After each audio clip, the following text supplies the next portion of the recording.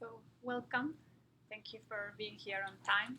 We have other people probably will trickling down as we're practicing. So we'll start by just taking a moment to arrive. As we sit, noticing the space we have chosen to sit in, starting to get a sense of our chair, the feet on the floor.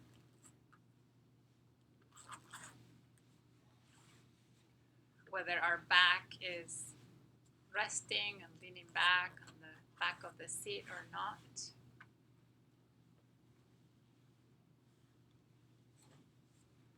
Getting a sense of the weight of the arms or where the hands are resting and what they're touching.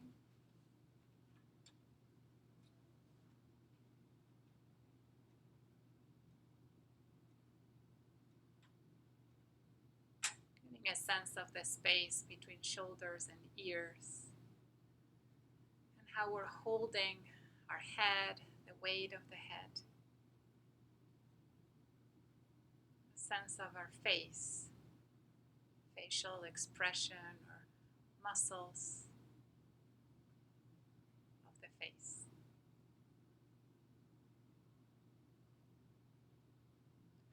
So we get to drop in and check in with ourselves, thoughts, the feeling we might have. And then there's this possibility to use an anchor of the breath, how we're sensing our breath, how we're perceiving that inhale and exhale, the length, the sensation in the body of breathing.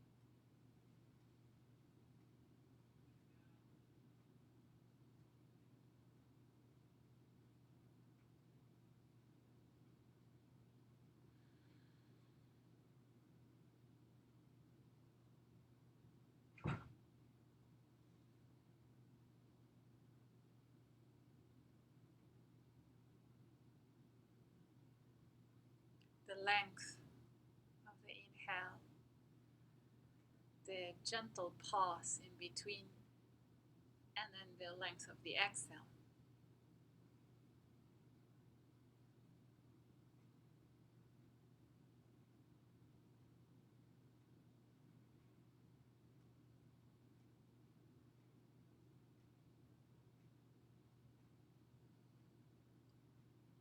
We get to sit for a few moments where the mind might wander, and we will have that anchor of the breath to bring it back, to settle, to rest in the cycle of breath.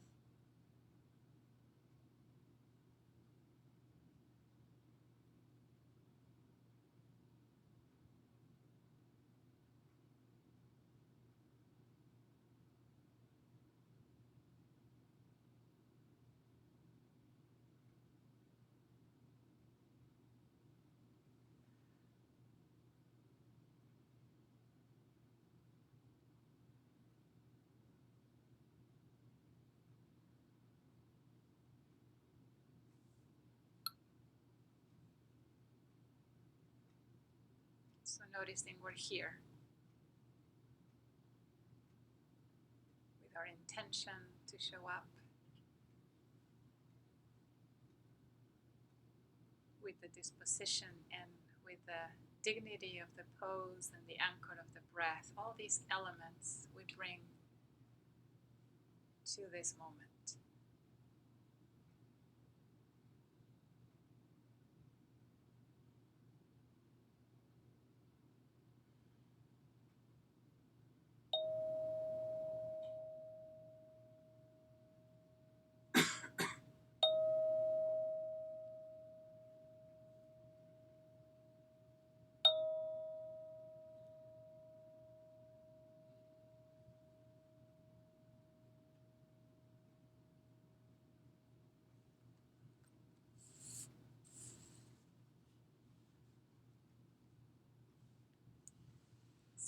going to transition into some yoga, mindful movement. I'll be standing for most of it. If I sit, you can remain standing. You can also do it on the floor. So starting to and continuing to listen to our bodies and noticing also the transition, right? Deciding to and hearing, I'm going to be standing, I'm going to be moving. If there's some response of that in the body or how you're thinking. And when you're ready, coming to standing.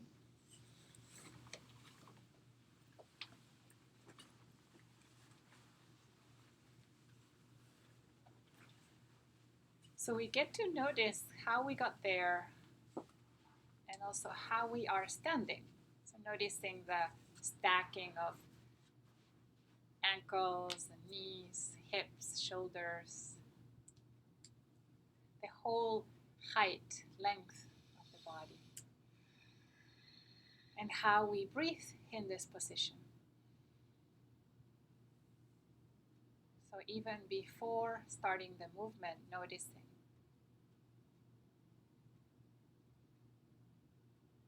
And then slowly raising the left arm through the front of the body so we get to notice every part of the ascent. And then reaching as if we were going to reach for a branch, a high branch or an apple up there. And we notice if we want to widen the stance of the feet so we can reach a little bit further. And maybe reaching to the opposite side. So if it's the left arm, reaching a little bit towards the right. And we get to be present for any sensations along the back, the side, the arm, the fingers.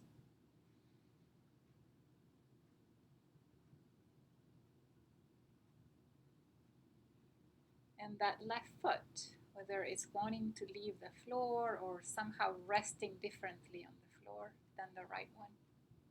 And back to center, noticing that shoulder and then the whole arm and torso as we start the descent, as we lower.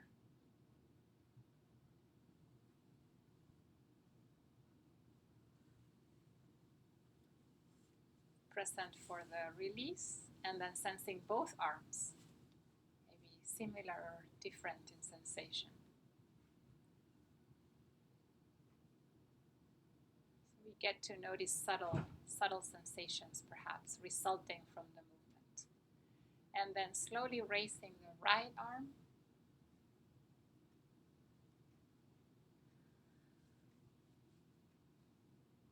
Noticing if the breath changes or how the breath is in this moment. Reaching for that high branch and maybe towards the left. Sensations, thoughts, feelings. Right foot, right leg. Coming back to center. Lowering the arm.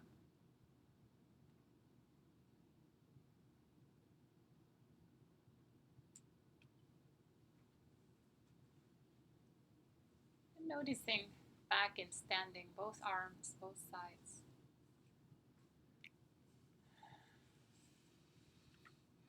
Bringing the attention to the shoulder so we get to notice any sensations on that shoulder line.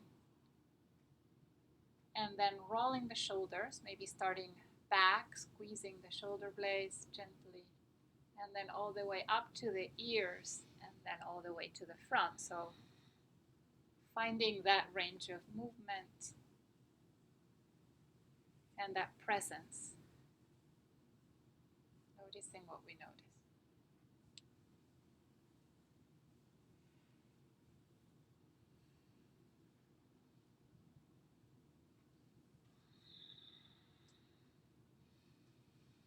And then reversing. So starting front, up, perhaps all the way to the ears and back.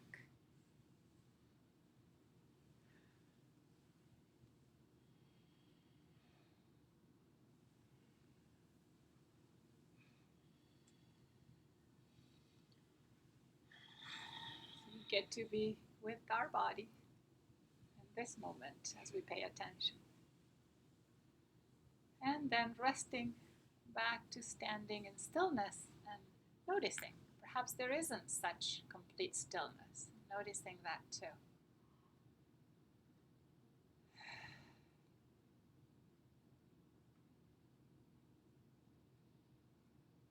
Bringing attention to both sides of the neck.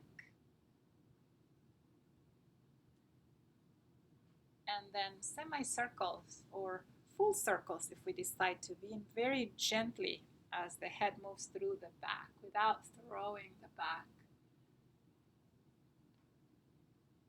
throwing the neck back. But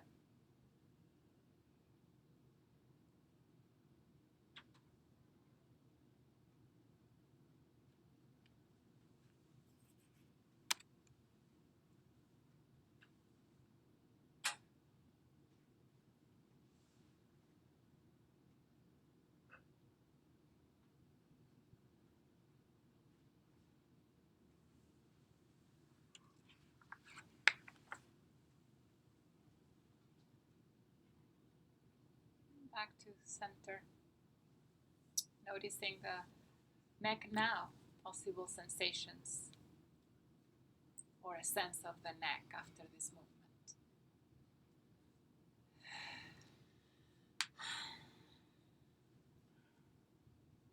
And then bringing both arms towards the ceiling. So this time they're together and we get to notice both the right and the left. Reaching again to one side and the other.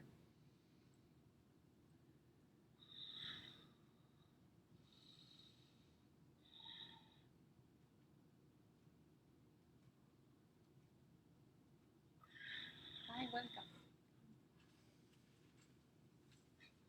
Sit here.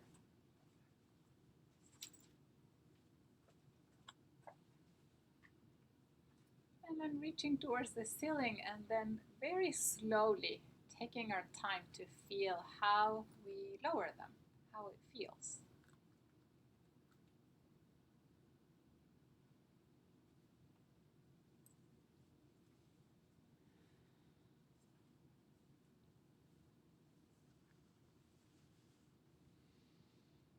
How it feels to be back in the same or a different way standing.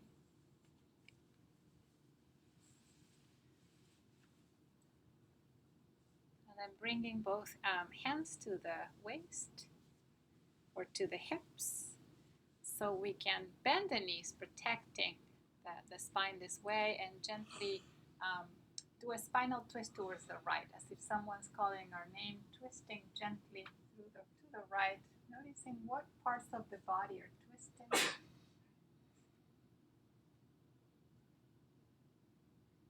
And then coming back to center, and then the other side. And that attention allows us to be gentle with our shoulders, back. We notice the range of motion, the limit. We can do this one more time to each side. Twisting to the right and to the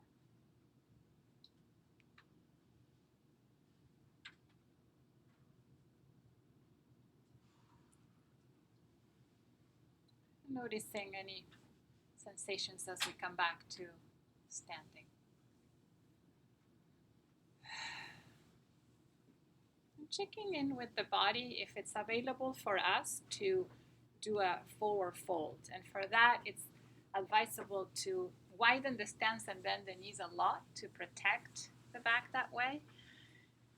And seeing if there's dizziness present, we can do this on the chair. I'll do it on the chair. Otherwise, see if there's a wanting to move side to side, grab the elbows, or rest the hands on the floor or on the feet.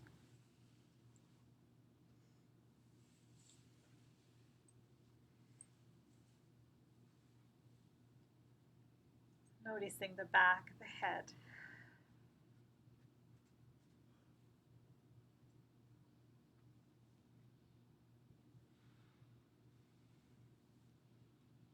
If we want to, and if it's available for our bodies, we can maybe rest one of the hands in the middle on the floor and lift the other arm, lifting, maybe gazing up, rotating that shoulder very gently.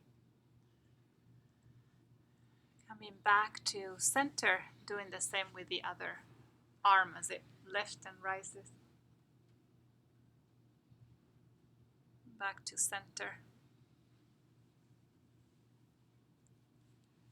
And then taking our time to come up, rounding ourselves up, bending the knees. And then we get to stand and see what it's like now.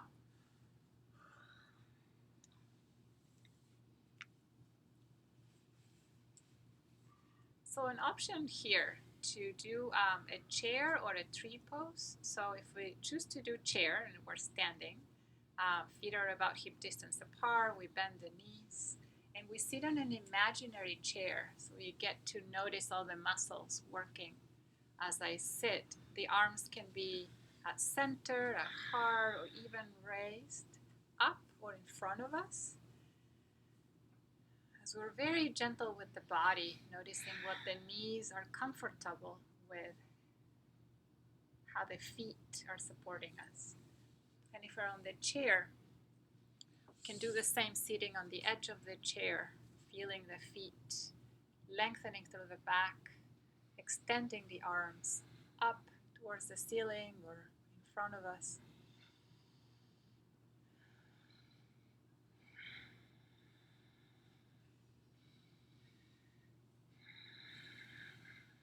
And then noticing when it's time for us to come back, to relax slowly back to the standing position. And what it feels like after, what we notice in terms of sensations of legs or other parts of the body. So now an option to repeat chair or to balance on one leg for tree pose, where if we balance on the right leg, the left foot gets to rest somewhere along the lower leg or above the knee, never on the knee. We can keep the toes on the floor, strengthening that or hugging the muscles of that right leg, protecting that knee too, and noticing what takes place and what's engaged, how it feels.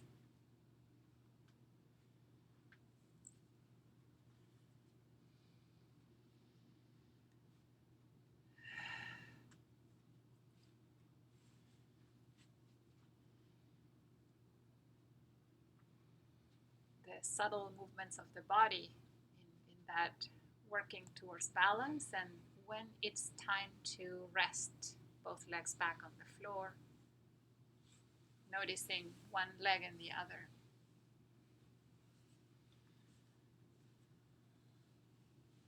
And then we get to do this on the other leg when we're ready.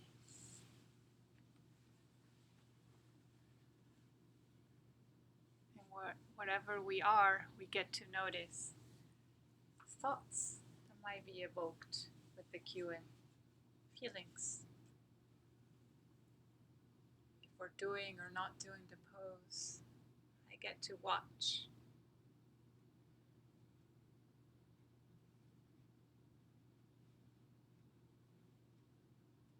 What's in the body, what's in the mind.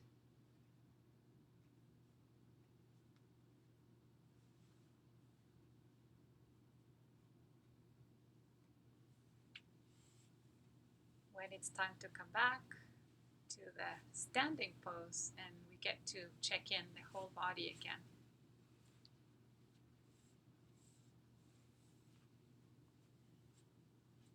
The feet, the knees, the hips, the shoulders, the weight of the arms, the whole back of the torso.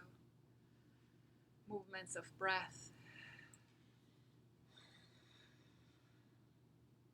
Distance between shoulders and ears, and a sense of the head, the front, the back, the ears. And noticing as you hear the cue that we're going to sit down now for the practice. If there's any resonance, any response in any part of your body or mind, and then how you move to that pose, to sitting.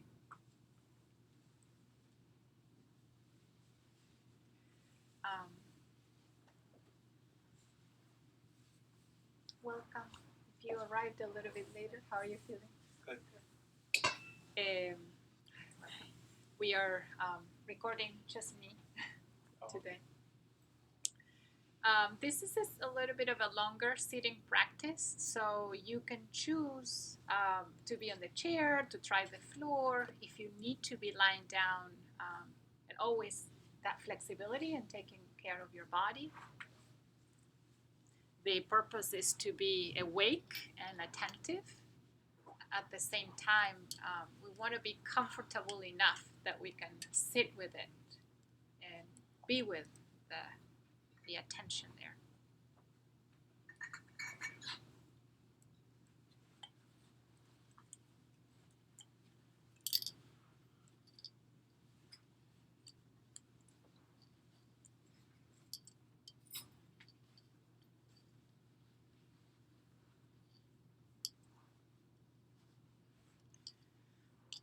This is a practice we haven't practiced, at least here in our classes together. So really noticing how we might have some expectations or thoughts already. And we can become aware of that too as we bring this intention to be with ourselves, whatever the practice brings. With that intention to be kind, to befriend the body, the mind. And we start by finding the anchor of the breath. As we notice the position we chose and all the points of contact of the body with the chair or with the floor.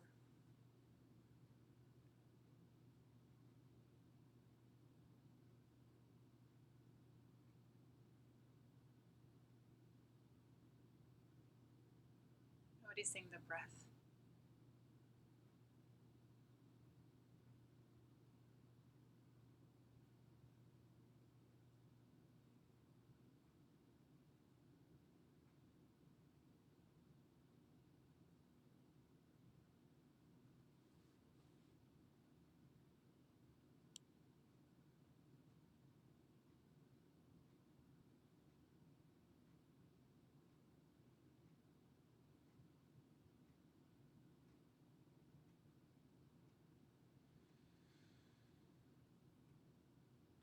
Trying to manipulate the breath, just notice it as it is.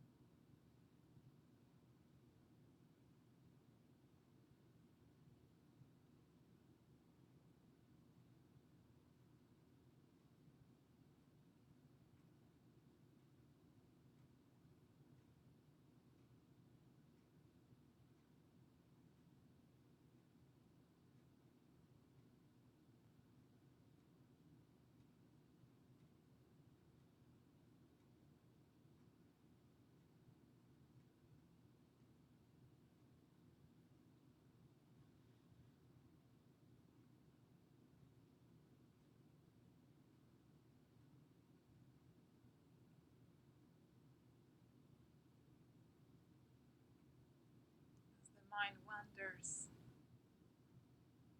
gravitates towards thinking, or sensations in the body, or a feeling, we get to gently escort it back to this breath happening now.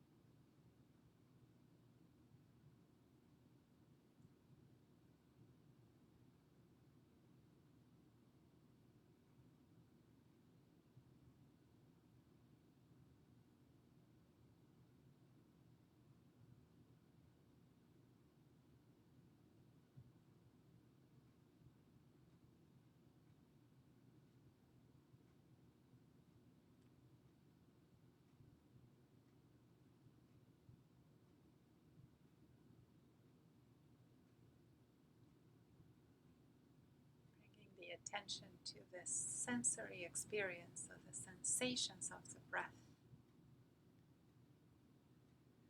Maybe with the anchor of the belly expanding, deflating.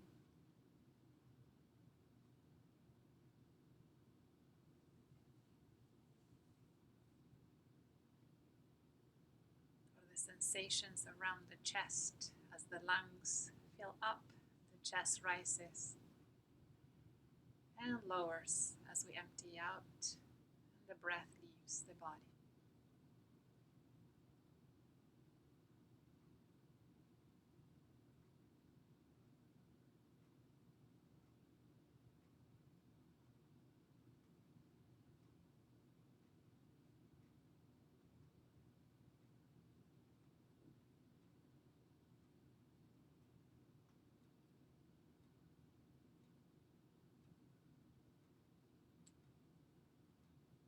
Or any sensations around the nostrils and the nose.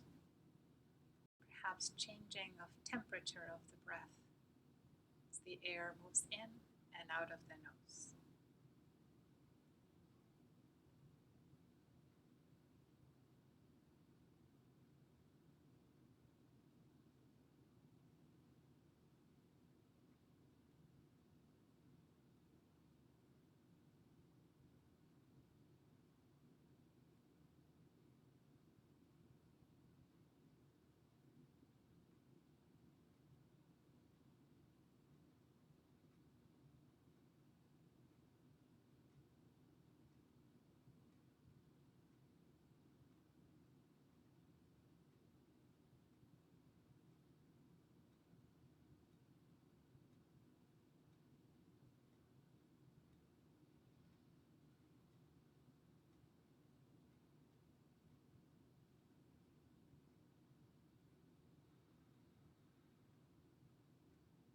Finding this balance, since there's no tensing around the breath or trying to make anything different. But if we're too relaxed, we might get sleepy or lose the attention. So finding that alertness and a sense of resting on the breath, in the breath.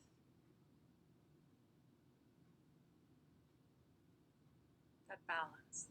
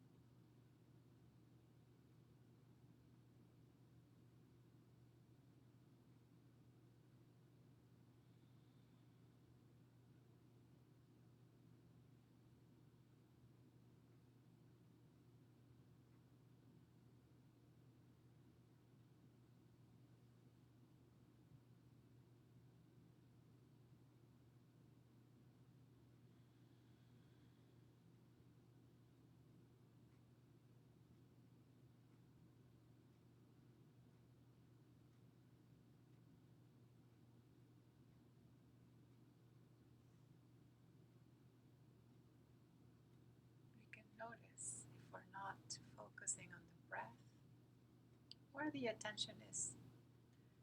On the body, on sensations, on thinking, past or future thinking or feelings. We acknowledge that, we notice, and we gently come back to the breath, to this moment and this breath.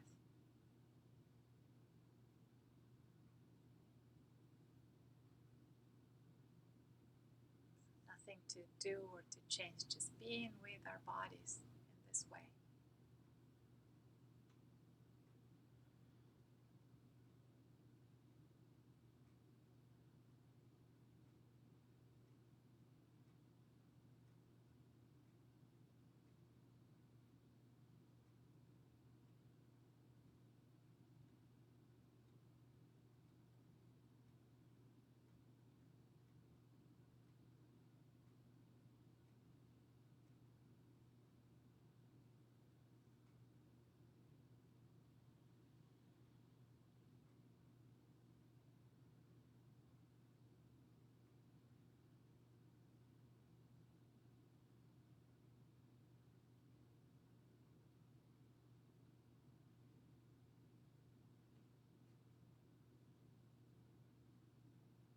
Becoming very curious, getting to know the breath.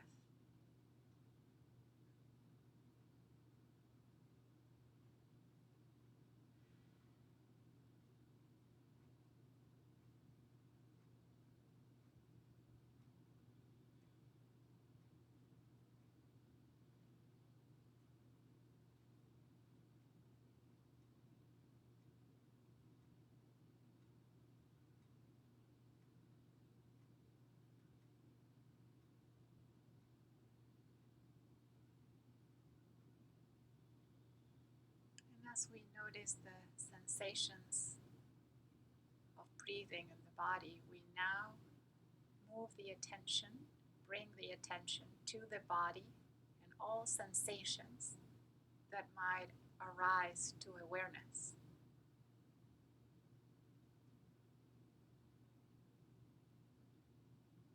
So aware of possible sensations of contact, pressure, the seat or the floor,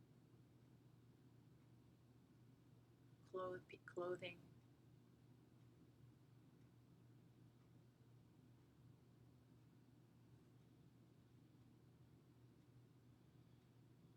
pulsing,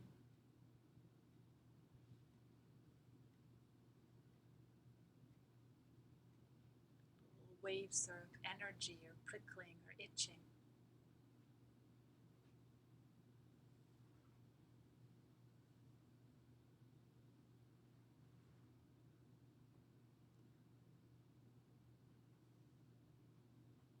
Some sensations might be subtle, some might be more intense.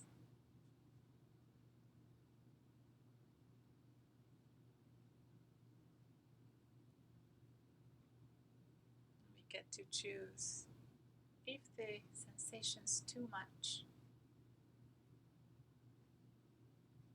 We can choose to move, noticing the decision to move, moving mindfully. If we move to release or relieve tension.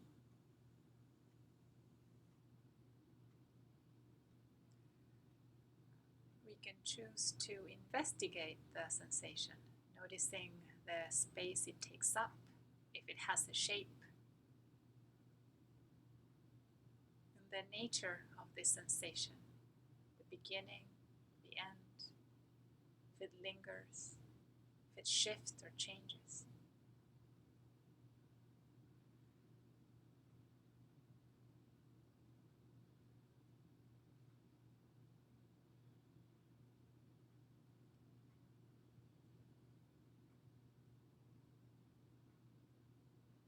And if we can always, in the presence of a sensation that's too intense, to use the anchor of the breath to be here at home base with our breath for a few cycles until we're ready to come back to noticing any sensations in the body. Or just receiving and noticing.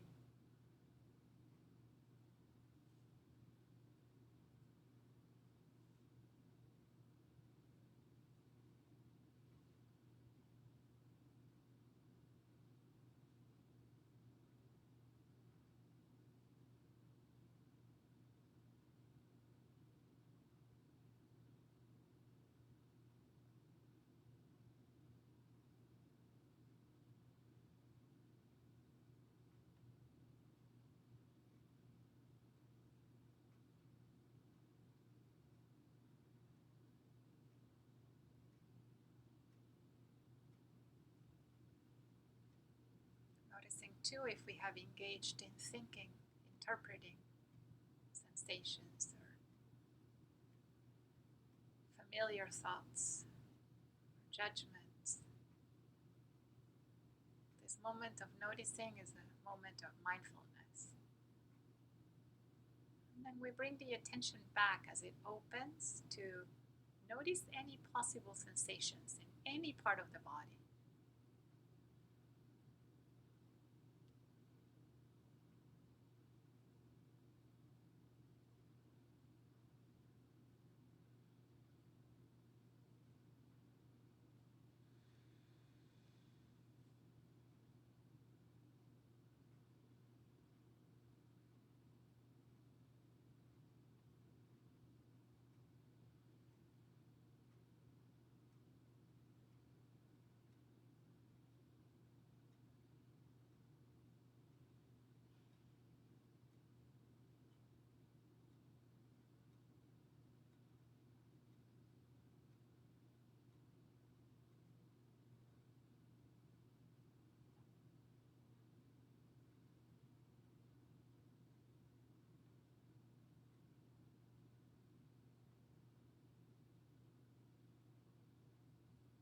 How that balance is in this moment of resting in awareness, not too tense, not too relaxed, just curious, alert, but friendly to the experience.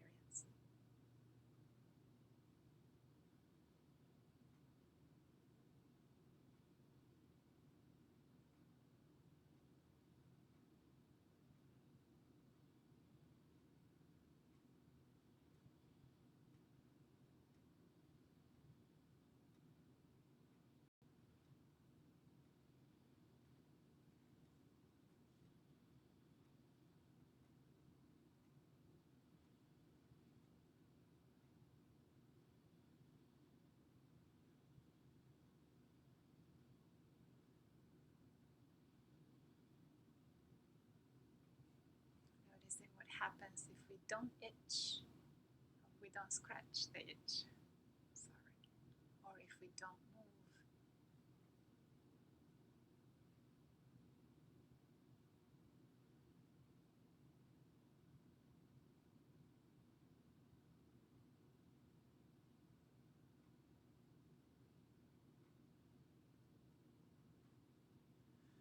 Some sensations might feel pleasant, some unpleasant, some neutral.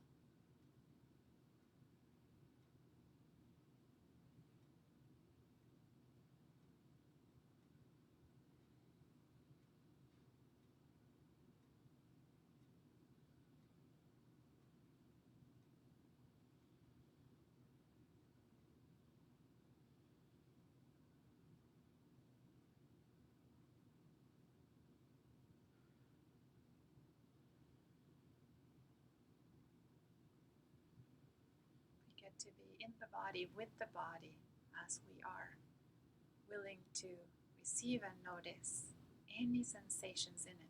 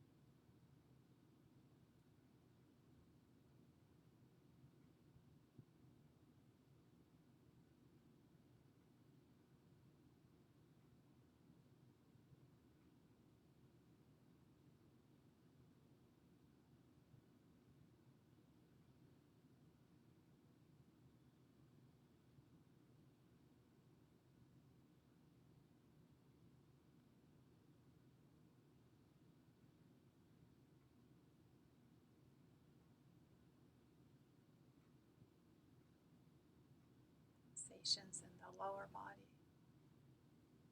around the feet, sensations in the torso or arms, neck or throat or around the head. Any sensations that might be perceived and how we meet those sensations. It's this one and that one.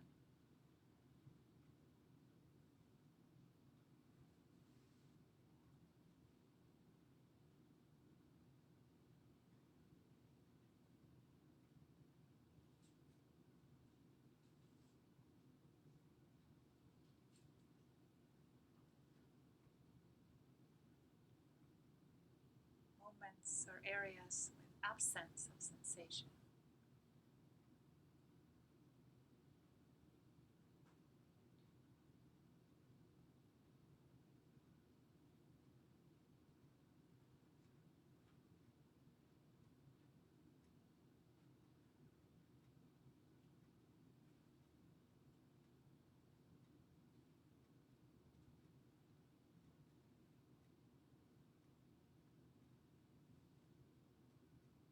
And now leaving that and choosing a different focus of attention. Perhaps we already noticed the sound of the breath, of our own breath.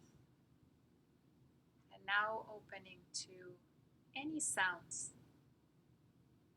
in the body, in this room, maybe outside the room.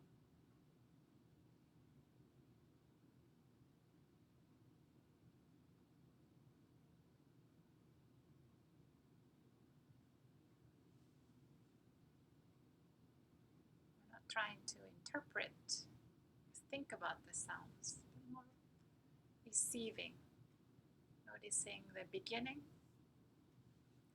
and the end of a sound, the spaces between the sounds.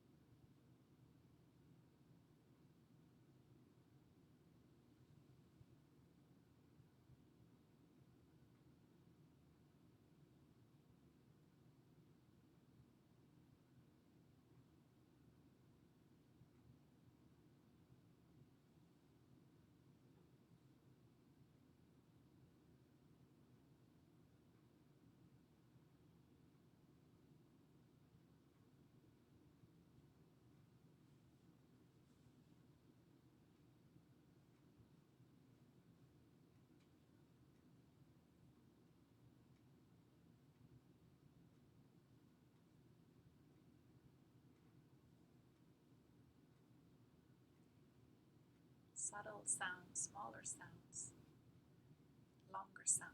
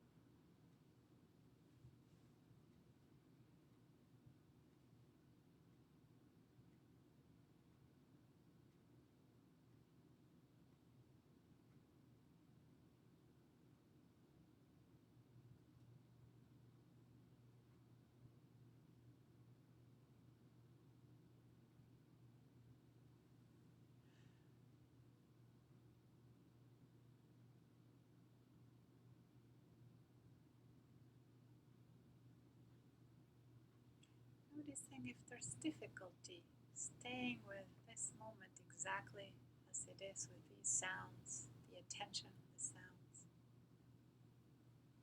Perhaps we are softening to the sound, attention in some ways, willing to hear and be with it. Perhaps we're hardening and fighting it in some way. Noticing that too.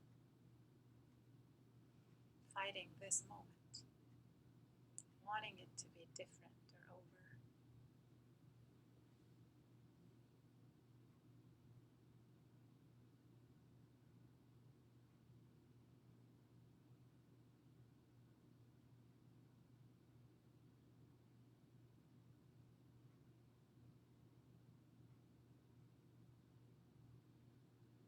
You can always use the anchor of the breath, that rhythm, the coming back, until we're ready to open ourselves to any sounds that we might be perceiving.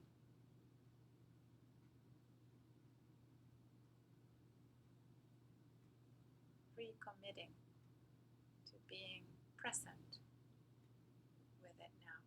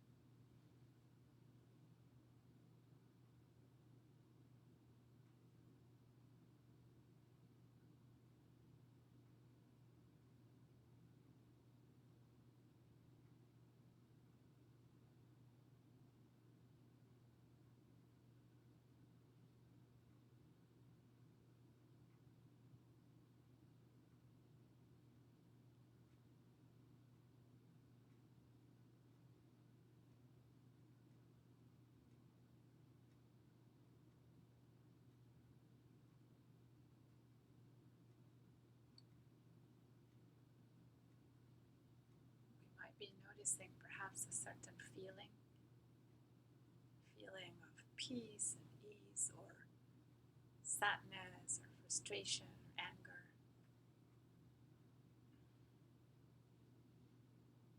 And noticing if the mind goes to certain familiar thoughts. So now we're going to leave the sounds as object of attention and bring attention to thinking and the movement of thoughts. Not so much the content, thoughts entering, passing, drifting like clouds in the sky.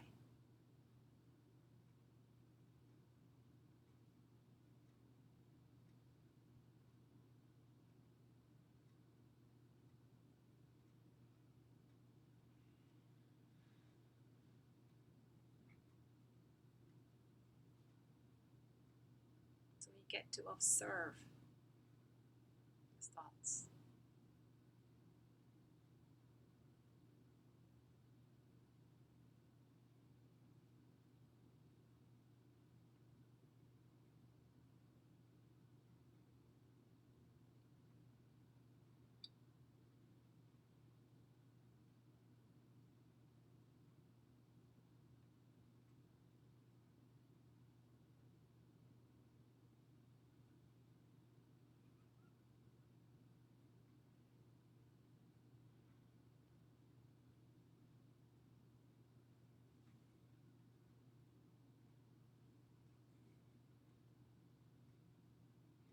And if we notice that we have got lost in some thoughts, perhaps memory, regret, or thoughts about the future, planning, expecting, noticing that too and coming back to observing as the thoughts come and go through the field of awareness.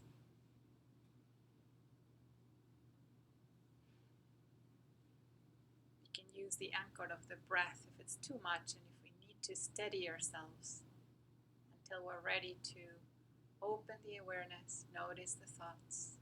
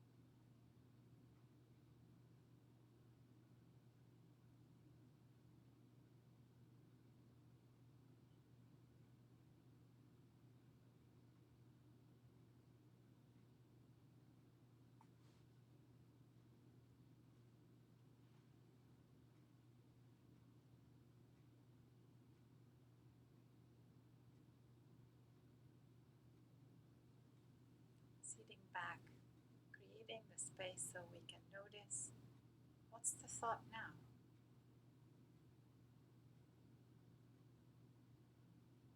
Where's my mind now?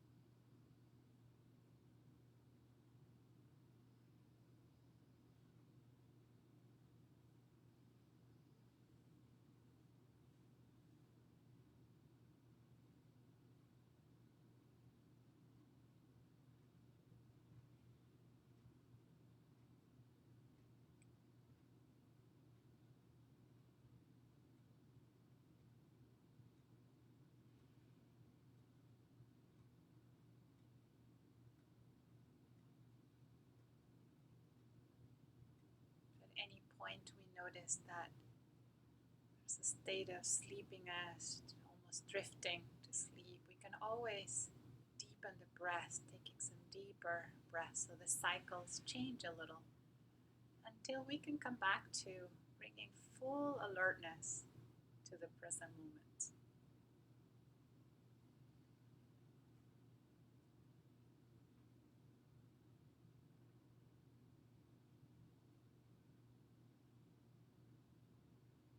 And now we're going to open the awareness to notice where the attention goes, just like a butterfly. What is our attention on? Perhaps a sensation, thought, feeling, a sound. So bringing this awareness to wherever the attention is in the moment for a few moments. Noticing where it goes, noticing where it is.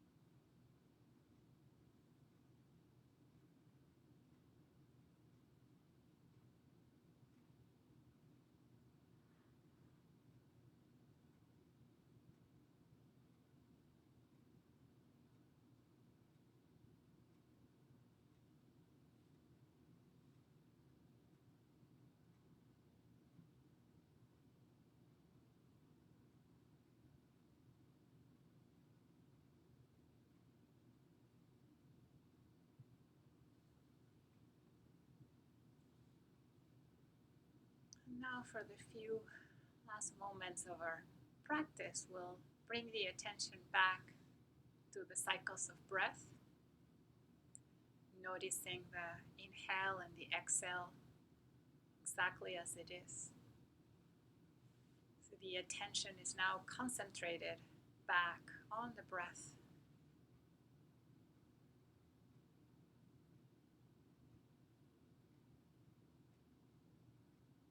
Breath happening in the body right now.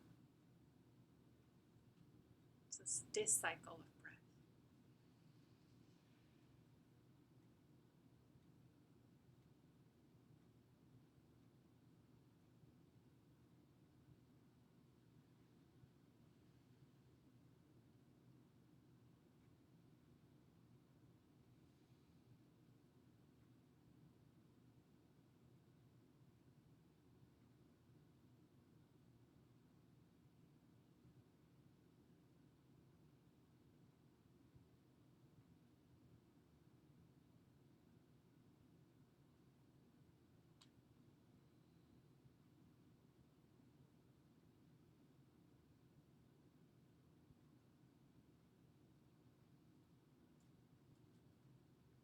Learning to retain, make that groove of awareness of that sensation of the breath every time I choose to. Noticing How's the body going in the body? The air going in the body, how's it leaving the body? I get to make myself present with each breath.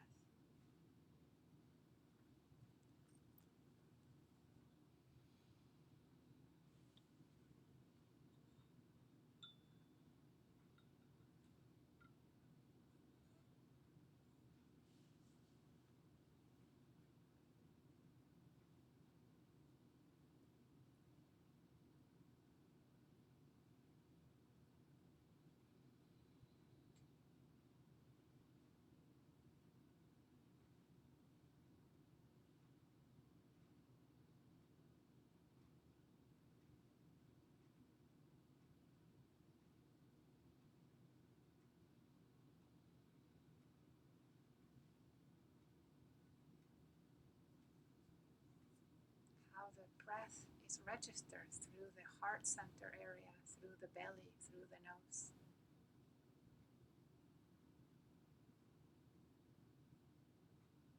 How the body moves with breath.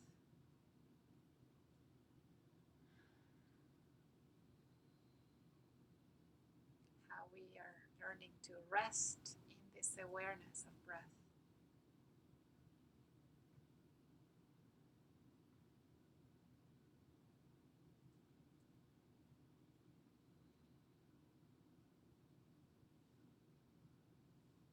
These moments where there's nothing to do, nowhere to go, just to be here.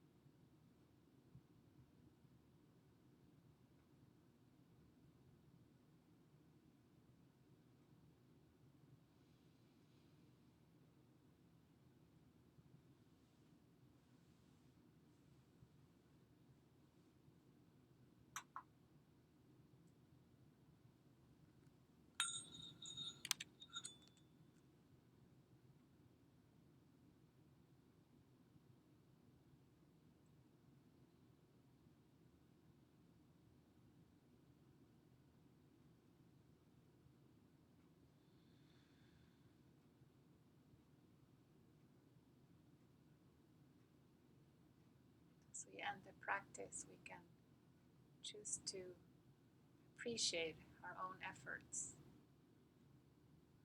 our willingness to be present,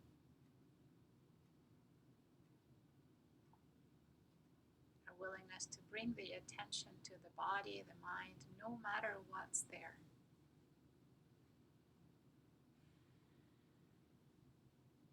Either congratulating ourselves or appreciating ourselves or feeling gratitude.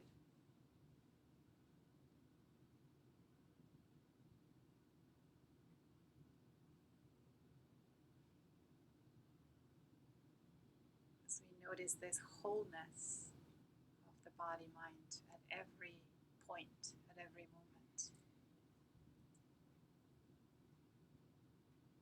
That we are here and we're complete.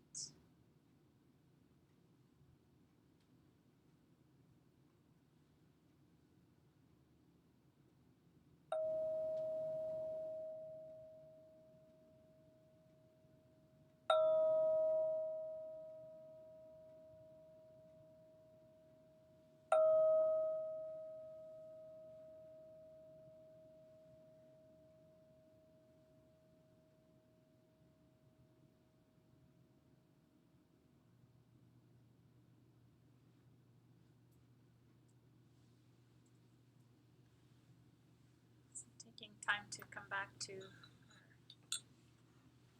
seats. We're not there yet.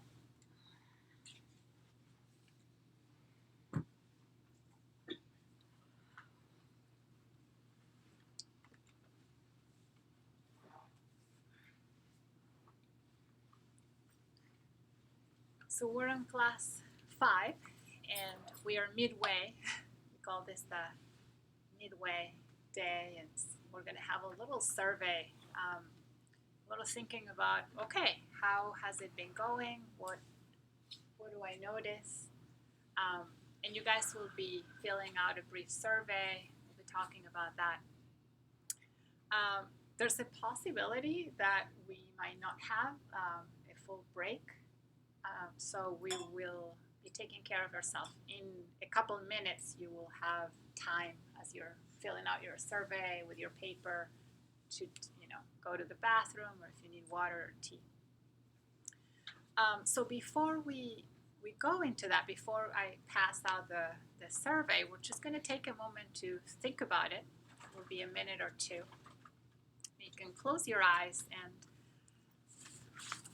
just listen to a few questions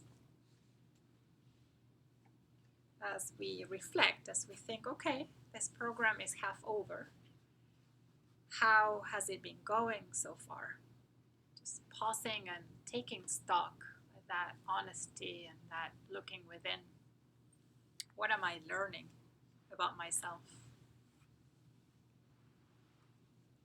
How does it show up in my life, whatever I'm learning and noticing? How am I engaging with this program in terms of commitment to weekly classes, daily practice?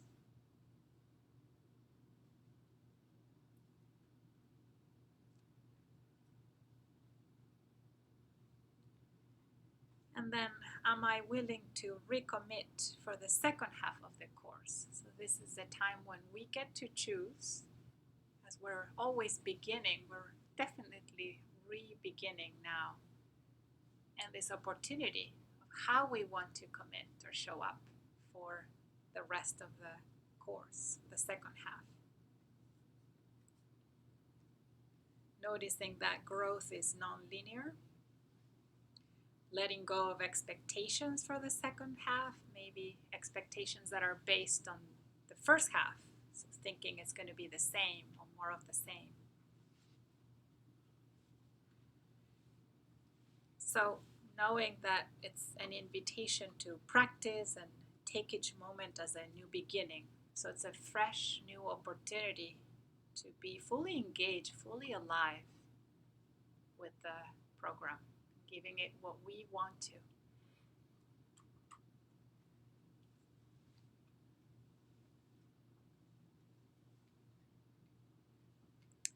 So letting the eyes open, if they're closed, we'll pass out the surveys, and there are some pens. I don't know if we have enough, but perhaps you have one. There aren't enough in the jar. Do you mind, Nicole, passing it? We'll take about, I usually take about 10 minutes for this. When you finish, if you finish, see if somebody else finished and partner to talk about this, to discuss and share what this has brought up, what you wrote, what you thought about. So partner as you finish, and you can put them in this folder in the middle as you finish it too.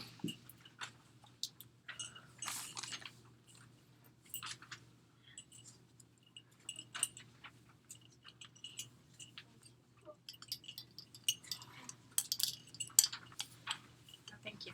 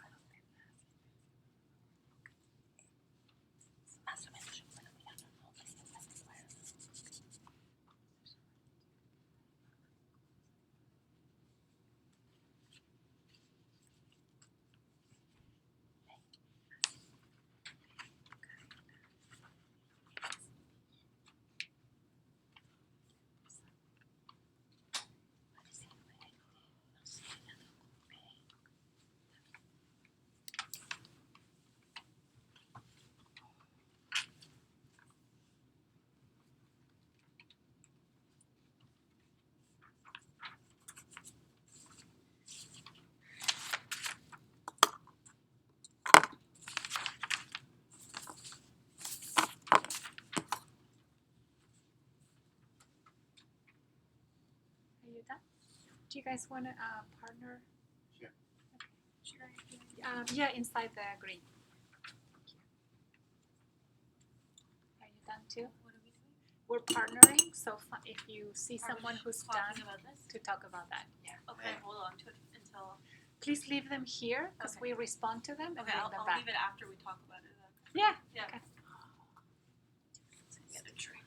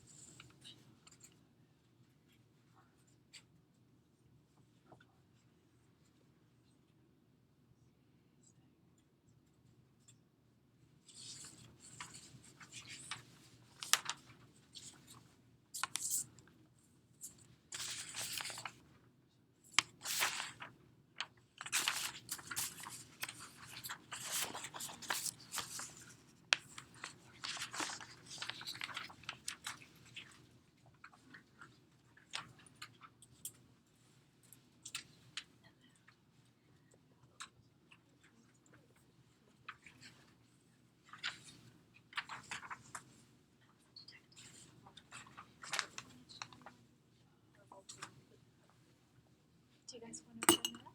Sure. Do you want to see what are right here? Or are you? Oh, okay.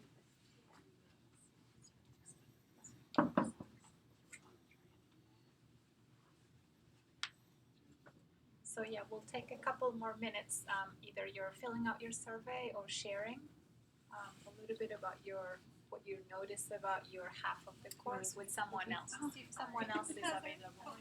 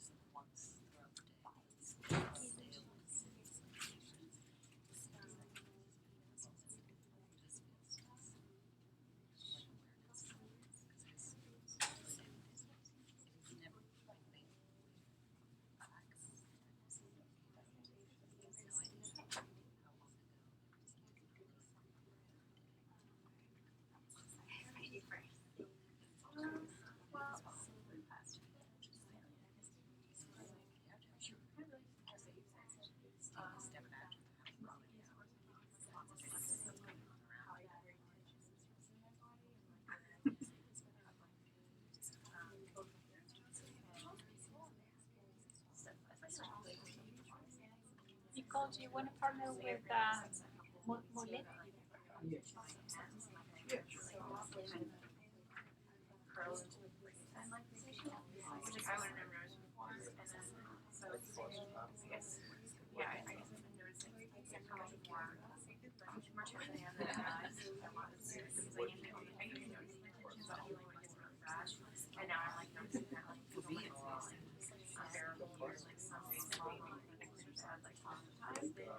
And then on top of that, as well as that, also like what you're trying to do about notice that challenge helps like feel like uncomfortable decision I drive actually affects my day. So one thing that I'm thinking about thinking why it's bad is in like how I realize how much of that platform like other things are being reflection on it in terms of like just for the horse and as you go through right.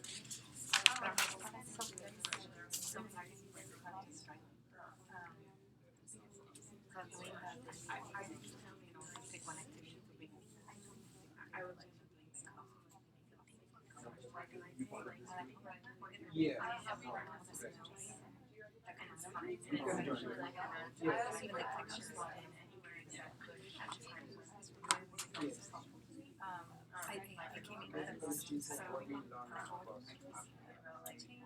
know if it's just a week, long term, but I also think it's change because I feel like it's more realistic about how to probably would fit into my what's required at the beginning. I don't want to get this but it could be like I just explain my That's what I'm thinking about now. Is that, like, I find something I feel, and I'm trying to think more about how to like make it what I know about my life. I do find that it's hard. I don't know how like 18 years instead of like both times, but I also try to yeah. And I'm finding that even though I do it well with the class, they don't like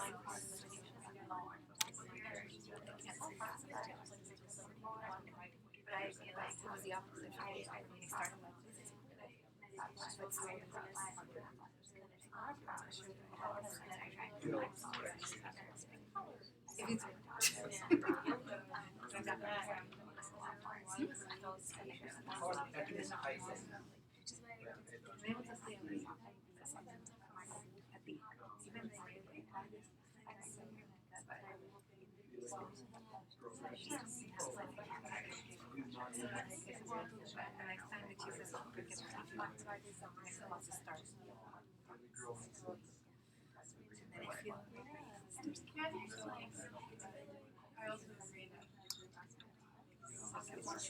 I think maybe because I'm more awake. Maybe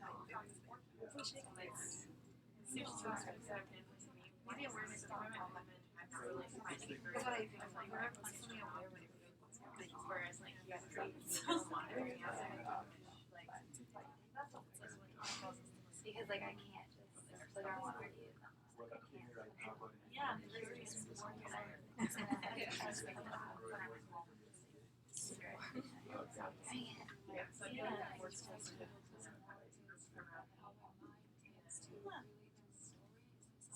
don't know. There's something I found like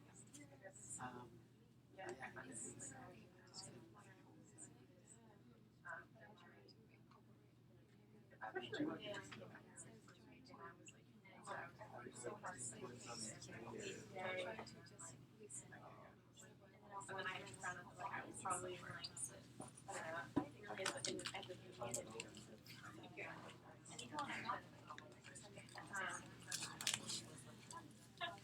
I mean, I don't want to I have an excuse to not do it, but like saying something like I don't know, comfort is that like I'm a human person. Yeah, and also just like stop. Like when we practice at here, I also said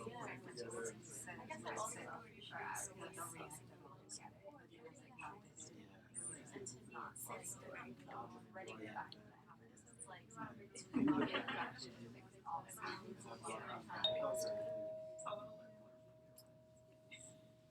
Thank your group members or partners, and we'll come back to the circle.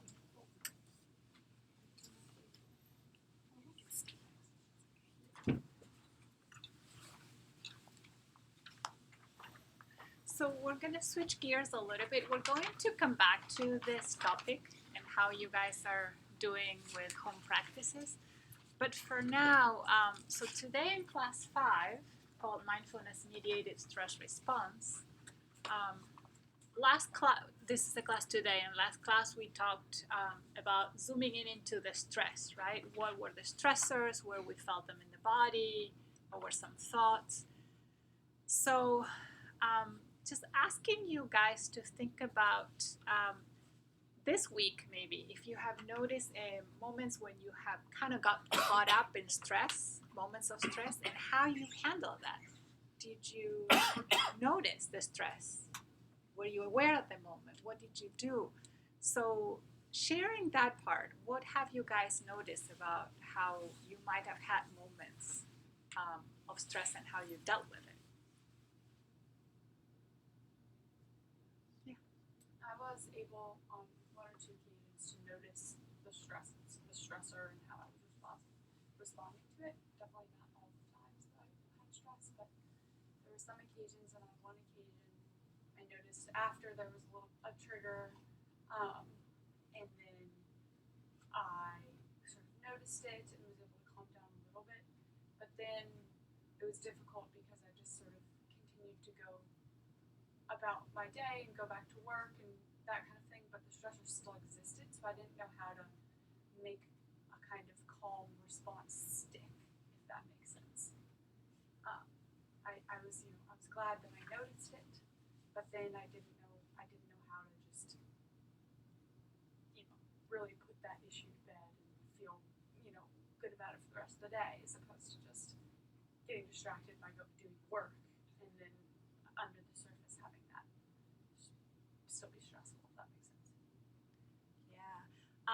We think about these responding and these moments of mindfulness as real moments. So we're curious, and then there's a difference between the moment where I notice and I get to sort of have that awareness, and then things in our life that might be arising are things, how do I deal with this, right? Is this job or is this person or this? And then there's this, I'm going to sit and see how I deal with that. So I'm curious about when you said you know what happened or what you noticed in your body, mind, thoughts, feelings. Yeah, I just noticed that I sort of started, one of my kind of reactions was to just kind of like just run away from because in this case the stressor was like a physical discomfort in my body. And so I started that just, I think as a result of not wanting to feel that, I just kind of zoned out from myself in general. So I noticed that, and I was able to notice that I wasn't in touch with how I was feeling or anything like that. But then I just, like I said, I then went back to work, and so then necessarily wasn't paying attention to how I was feeling, if that makes sense. Yeah. So there was a decision to go back to work after noticing, and there could have been other decisions, right? To do other things? Well, kind of. I needed to work, so I just didn't know at what point, okay, how long of a break am I going to take? Is there a threshold where I can, take a 10-minute break and then I'll be able to feel good about it all day? Or at some point I needed to return to work.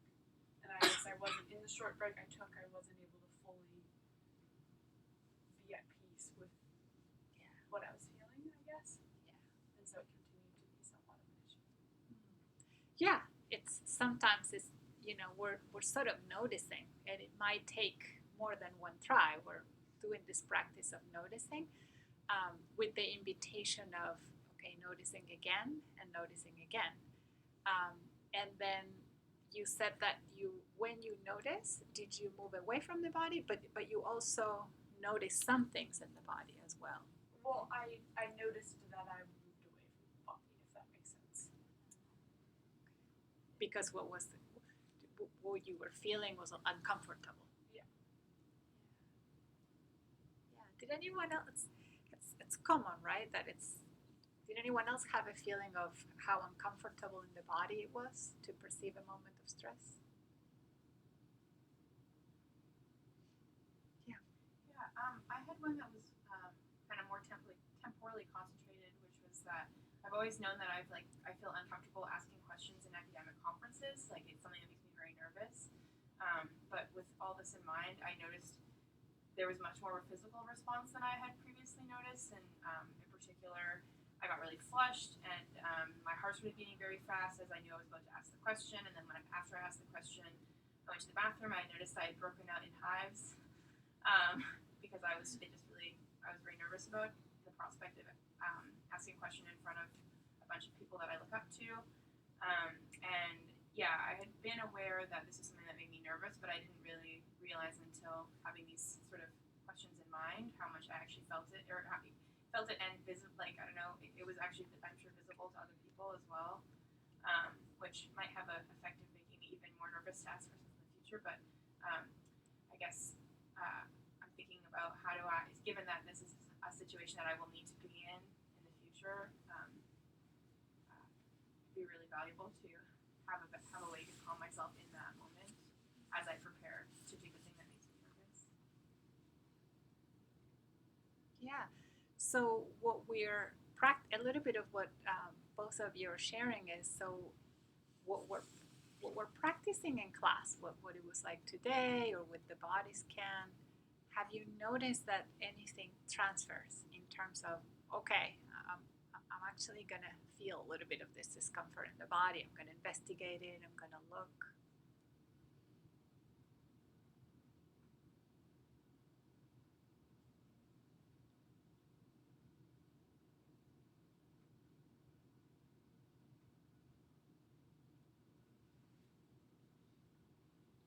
Yeah.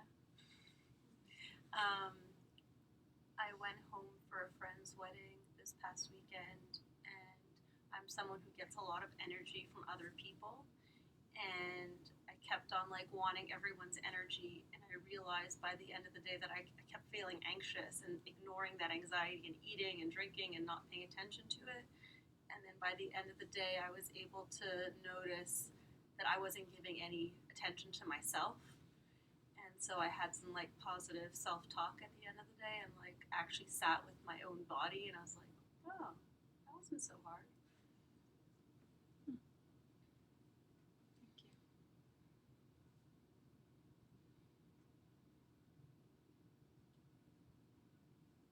Did anyone else get a chance to notice anything in the laboratory of yourselves? So it's not like feeling, but it's kind of there's no kind of particular place in the body that I feel it, but I feel kind of like frozen and stuck when there's stress. Did you? So you got to feel that, and what did you do? Did you get to notice in the moment and do something in the moment? Just kind of close the door. Like I just close the door, kind of, because something else was happening, and So you physically took an action to, okay. but it takes an effort to kind of unfreeze oneself to kind of get up and close the door. But you did it, and you did it. Huh.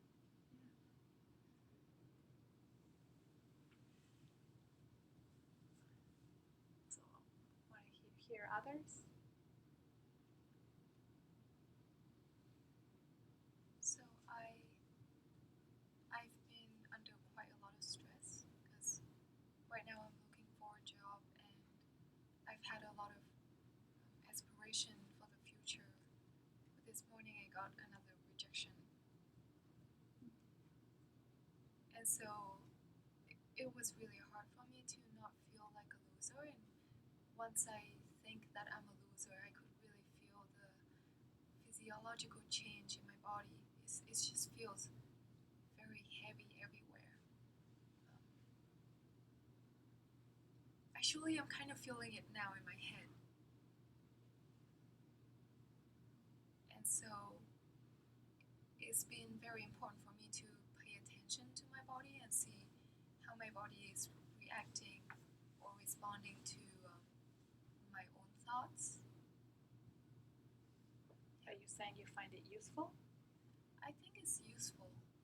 I think it's a way of having feedback from my own body to my thoughts. Yeah. And I think it really helps when I actually step out and not identify with the thought that I'm a loser. So there's this stepping out and seeing it, and Yeah. you're saying that's helpful. Yeah. How, in what way is it helpful? It feels like I have more agency and control over my body and my thought, and that I can move on. Thank you. Yeah. So some ways are, there's either this lumping everything together, I'm having a stressful moment, or this piecing out of the components, right? The triangle of awareness. Like last class we're saying, okay, so what are the thoughts? What are the feelings? What are the sensations? And we're asking, is this helpful in some ways? Or have you found yourself noticing, like Lanang, was able to just identify the thought and was a little bit helpful. There was some distance versus going into the reactivity that we may go usually. I think sometimes feelings are self-reinforcing. Like what you were feeling. When I have a similar thought, then it feeds on itself.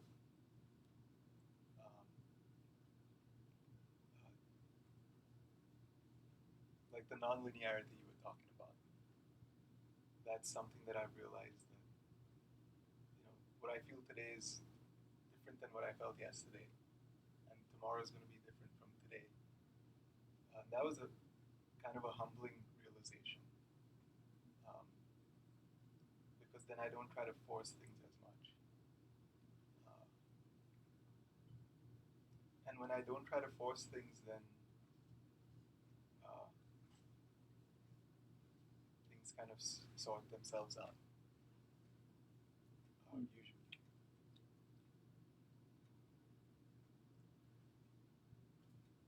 Sounds like there was a little bit of perspective that came with it.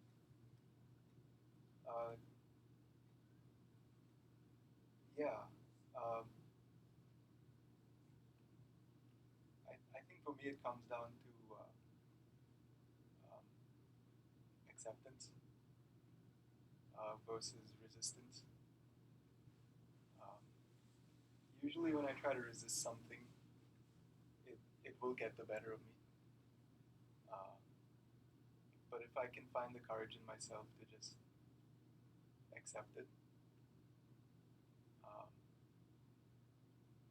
then that has a stabilizing rather than negatively reinforcing effect for me. That's something that you found this past week? Yeah.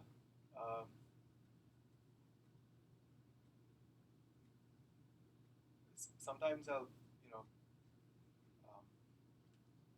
feel something like that, and then it goes away for a few weeks, and then after a few weeks it comes back, and I feel like, oh yeah, I knew that thing once, and I'm glad I've re-encountered it.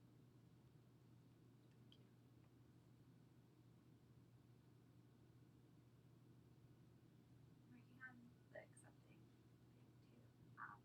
My main stressor right now is always just not feeling good. I realize that I make it worse because then my first instinct is how can I cover this up so other people don't realize I feel sick, and how unfair that is to the people and to myself.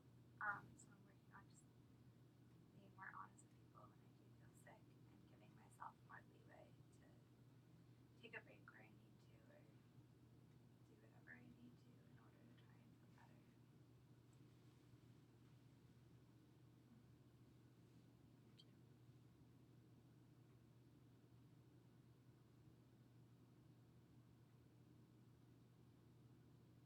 Other experiences with meeting how we're responding to stress?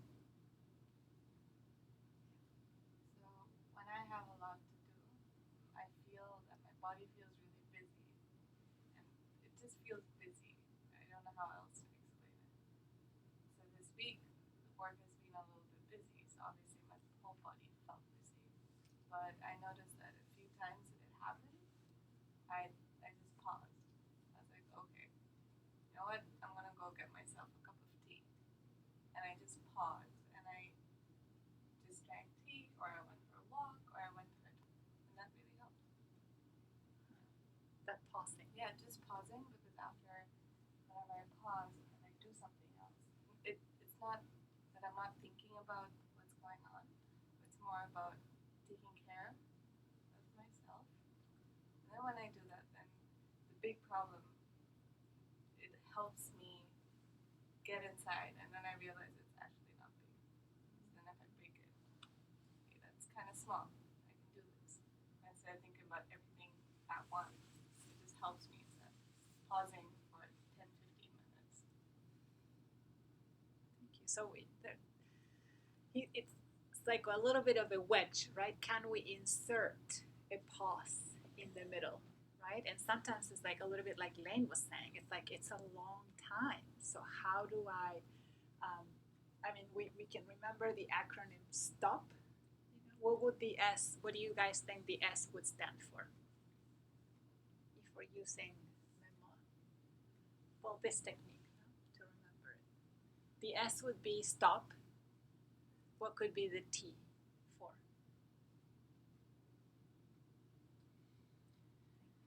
Take a breath.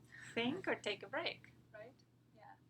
Okay, I want to insert a pause. I'm going to stop for a moment. It's take a breath. I'm just going to think. This is zooming out. I'm just going to create a little bit of perspective, right? What could be the O for observe? And in this observing, what are some resources? This week I was teaching some students in the schools that are that I was finding some resistance to mindfulness, and we were doing some mindful seeing. So there's this observing even of the physical space, right? And there's observing the internal, the thoughts, the feelings. So this can give me a little bit of perspective. And the P? Pull it together. Pick a valued action. Oh, an action, right? Has to do with action. So proceed, pick your action. In your case, it was pausing and taking a moment to maybe go outside, look at so do that observation and mindful seeing of the trees, maybe. I did right? that. Yes, and then you sort of start to find a little bit of choice, which in some ways I had a teacher who said you have this stimulus, right, which is the stress, whether it's work, a thought, if your body, so the feeling, and then there's usually this reaction or response that I have. But can I make it so that if I insert some space, there are more possibilities to respond in other ways, right? Maybe there's, and one of them might be, I'm just inserting this little pause and I'm gonna take a few breaths or go look at the trees or some, and then maybe there's a different way that I respond the next time.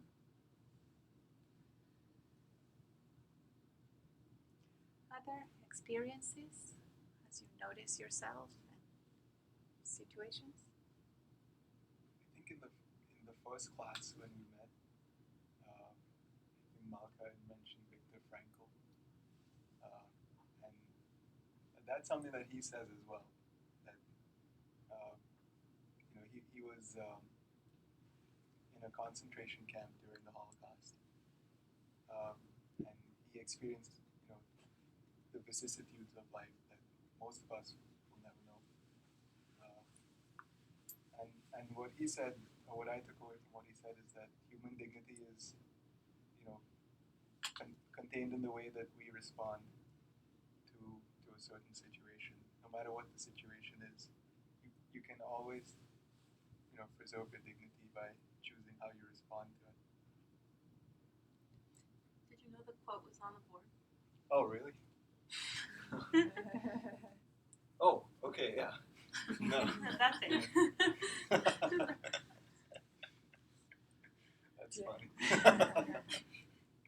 Yeah, we use that quote sometimes in MBSR programs because here's a situation that is kind of extreme, right? He was in a situation, survivor of the Holocaust, and then he was able to, even in that situation, find some kind of pausing and choosing. And maybe all he could choose is how he was going to, I don't know, take his breath or feel inside or see himself.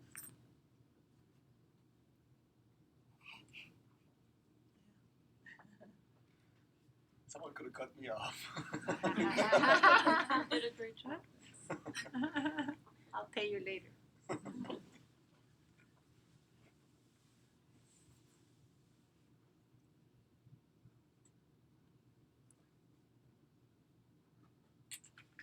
Any others? I just had a thought. So when you mention a pause, I thought to myself, oh, even though it's a pause, it's still moving in time. And so even though it might seem like a pause, it's still an action and it is very much alive. It's just cool to think about it that way, and that we have more agency than we thought. Thank you. Yeah, Suzanne Cabasa is a researcher who studied. Well, I just wanted to receive what you said for a moment.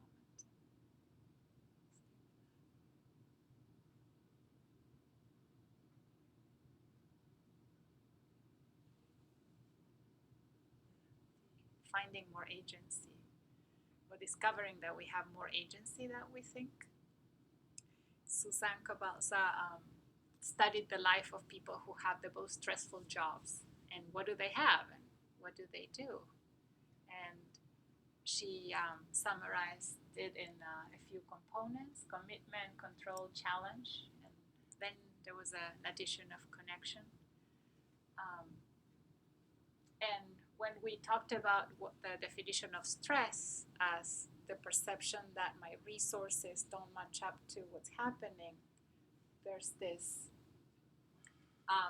people that actually were able to do their jobs despite the extreme conditions and the stress involved. They seem to trust that they had the resources to do it. And I think it's what we are finding in how do we deal with things. Do I have more ways to respond, or do I have more agency than I think? Then they felt in control in their jobs. That was one of the qualities that they had.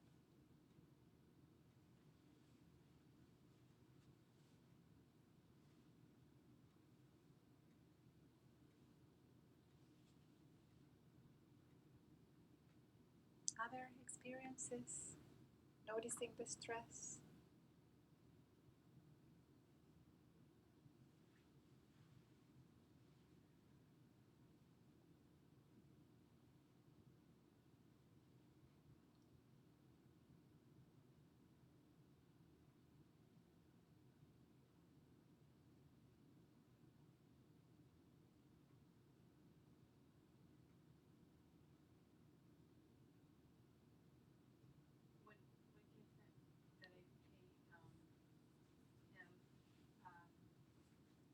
I get stressed because I procrastinate a lot, and then when the game that I play is like, if I start working now, if I just do it now, my future self is gonna find the past self in the future.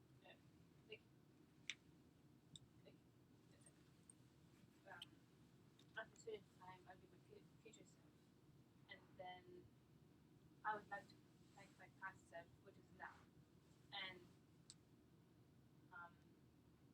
it would be good for my future self if I just do it now. That's a strategy that you use. Huh. Very cool.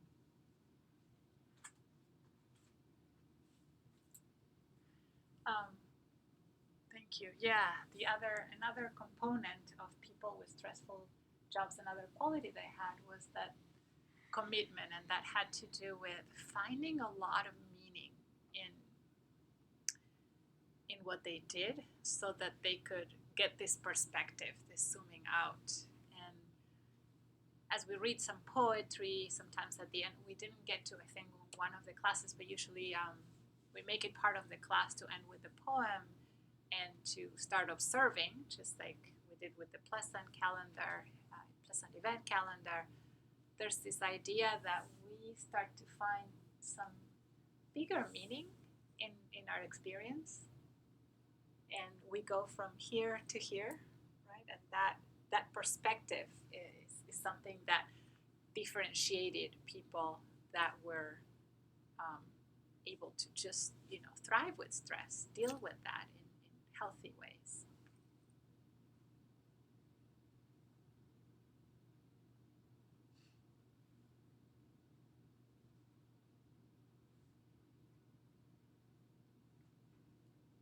Why why is it that we get caught in a narrow frame of reference and we find ourselves always reacting to things without any sense of agency?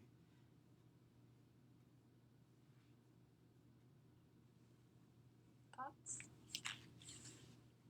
Go into fight or flight mode, so our body is shutting down in case there's an emergency. So we start to see more narrowly to preserve our energy. I noticed that this week, especially where I was like in a stressful moment late at night, and usually like my reaction to the stress is to call someone, and it's always like the same phone number, and I've been trying not to do that lately, and that's because I want to work through it on my own. So I dealt with it just by like going to a friend that was in like our library at home, and I was just like, tell me like not to call my aunt right now, because I wanted to just be able to get out of it myself. And I mean, I still went to bed stressed, and I didn't have a restful night, but it felt good to just try to work through it. And then sometimes I feel that if kind of it's just speak it kind of it just it's just get this out of the system. So that's one other way of thinking is just talk about it and then it kind of goes away.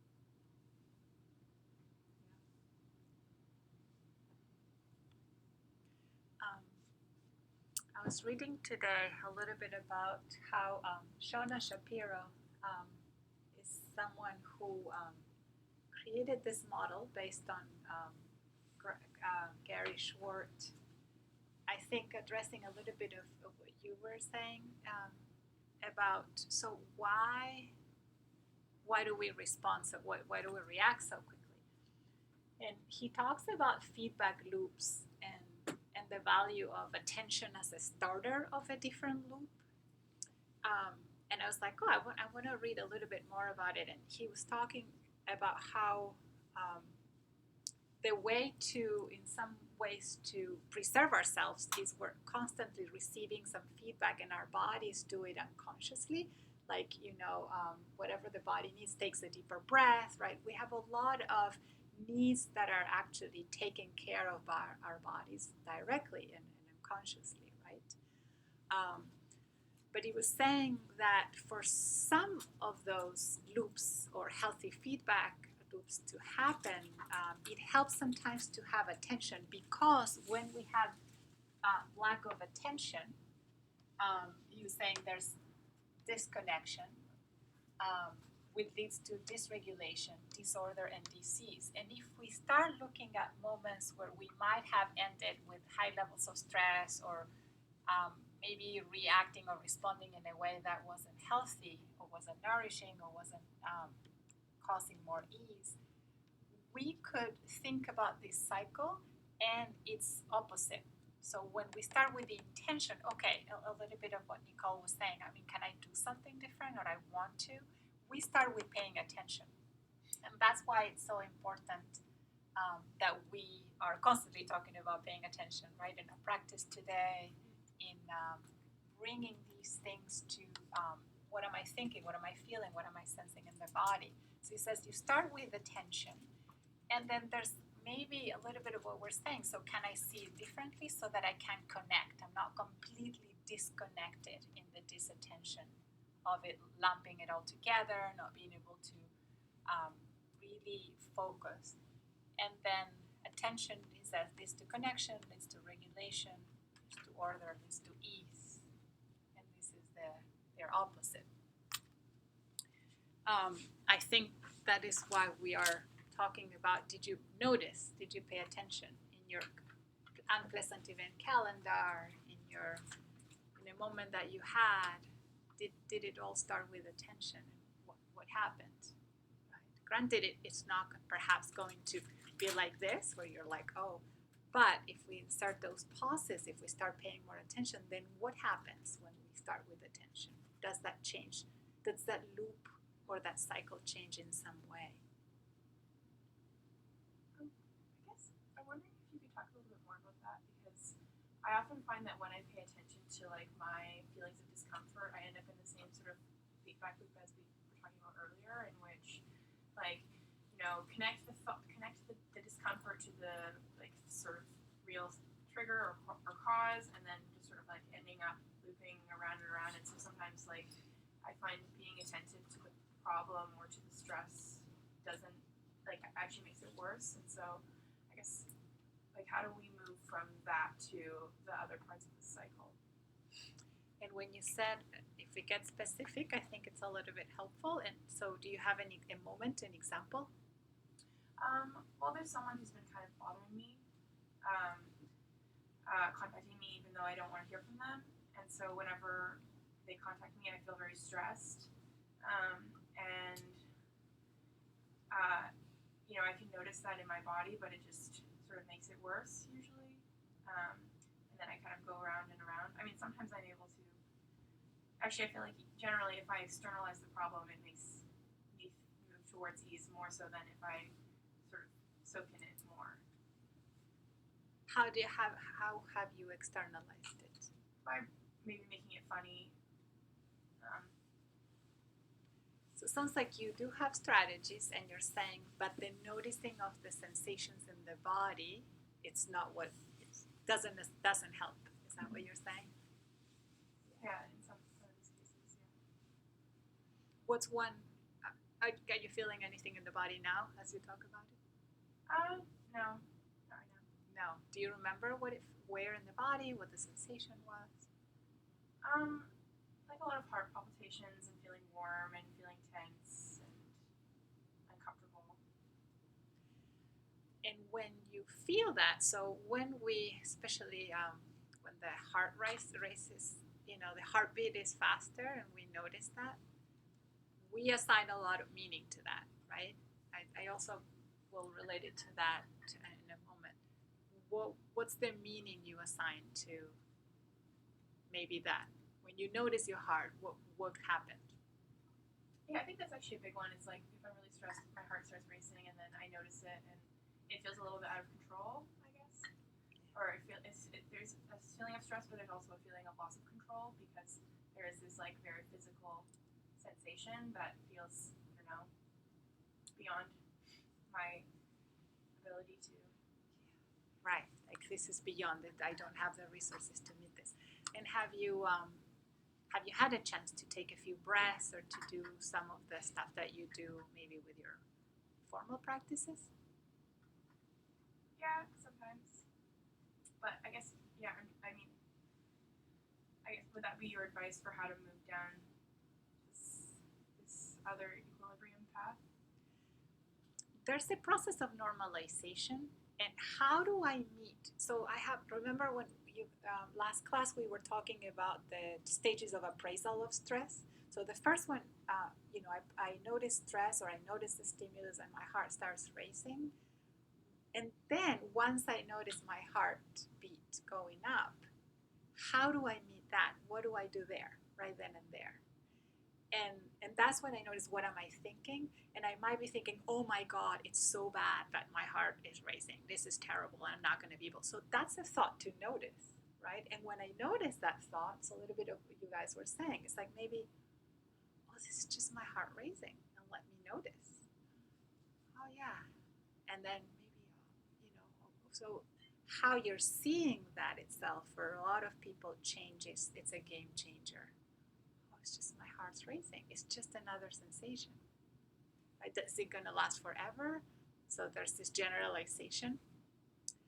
Or is it just this moment? Because, tomorrow or in 1 month, it won't be the same. So sometimes in the lumping together, this is what I was saying, versus piecing things out, we tend to generalize and go to, this is going to be forever. Why does it happen to me? Or personalize versus this perspective. Are you disconnecting this sensation from the context of what's going on?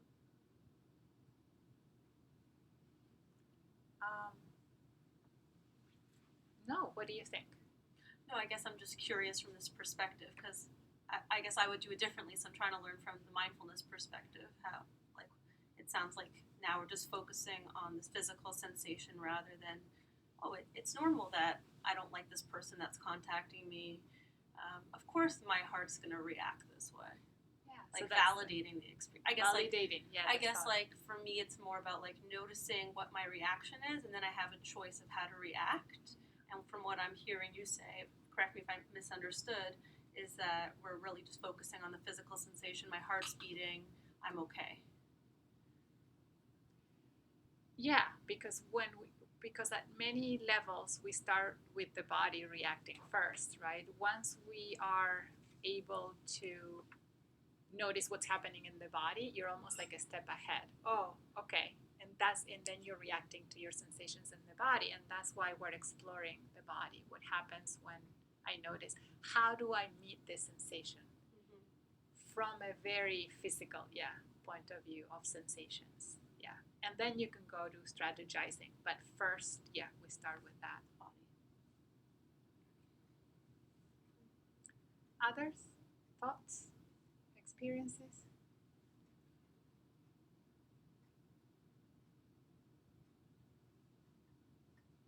So I haven't really noticed too much of like actual like responses, but I've noticed like an uptick in like when I'm dreaming, where I've been having like really bad nightmares as opposed to. So I lost two members of my immediate family over the summer. So like instead of sorry, like don't want to get emotional about it, but I've been like fine most of the time, but the only time I notice it is when I'm sleeping. I dream like every night with my parents. What have you been doing as you notice that? I mean, it's always a nightmare, but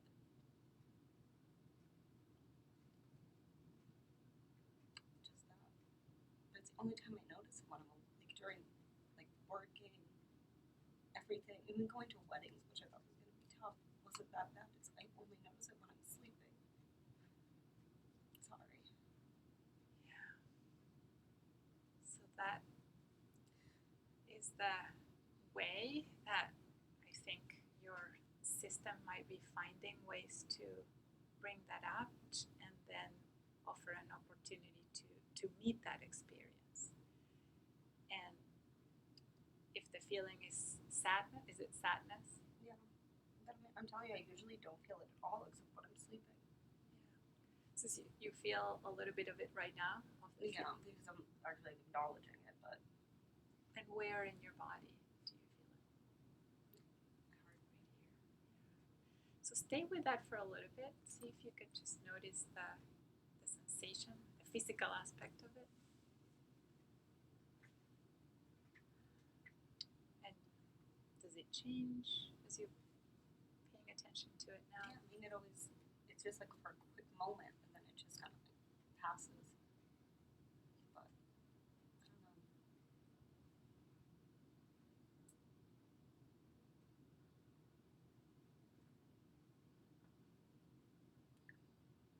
Are you saying you'd like to find ways to meet it differently?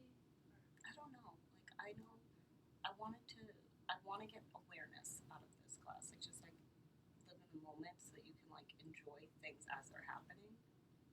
But, So the awareness of, oh, I had this dream. no, My brain. I don't really want to focus on like nightmares. You know what I mean? Because it's like,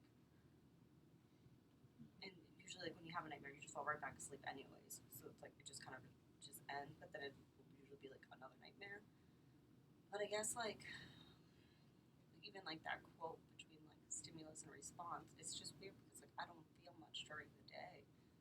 It's only like it bothers me that the only time I have anything is when I'm sleeping. Why does that bother you? I don't know.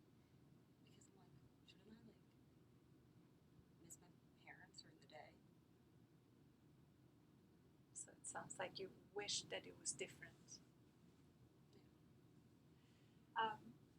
Another way to start this process of, how do we insert a pause? How do we create ourselves some choices? I think I wrote rain there. is just recognizing. And I think we were talking about accepting is the next step, but just recognizing what happens can be a first step. So remembering that acronym of RAIN is, can you recognize that's happening? I'm not saying accept it, but there's the difference between this pushing it, I don't want it, I wish I was doing it during the day, versus, oh, this is how it is, it's just coming up in the night. That can create a little bit of space, maybe. What happens, the invitation to, what happens if you just recognize, yeah, this is how it's happening. So the next step would be, can I allow it to be as it is for now? It's coming up at night, it's coming up in this way. So there's recognition that maybe leads to allowing it to be just as it is versus wanting to changing it. And then a step further could be, let me investigate it. Okay, someone mentioned courage. Maybe I'm going to get some courage and investigate a little bit. Oh, during the day what's happening, and then during the night what's happening. Investigating a little. And then the last one is non-identification, which was mentioned today too in the examples. It's not all of me. It's just the thought. It's just this feeling moving through my body. If something happened and there's a feeling and there's a thought and there's a sensation, it's not all of me. It's just something that's happening now. How does it feel as you think of that?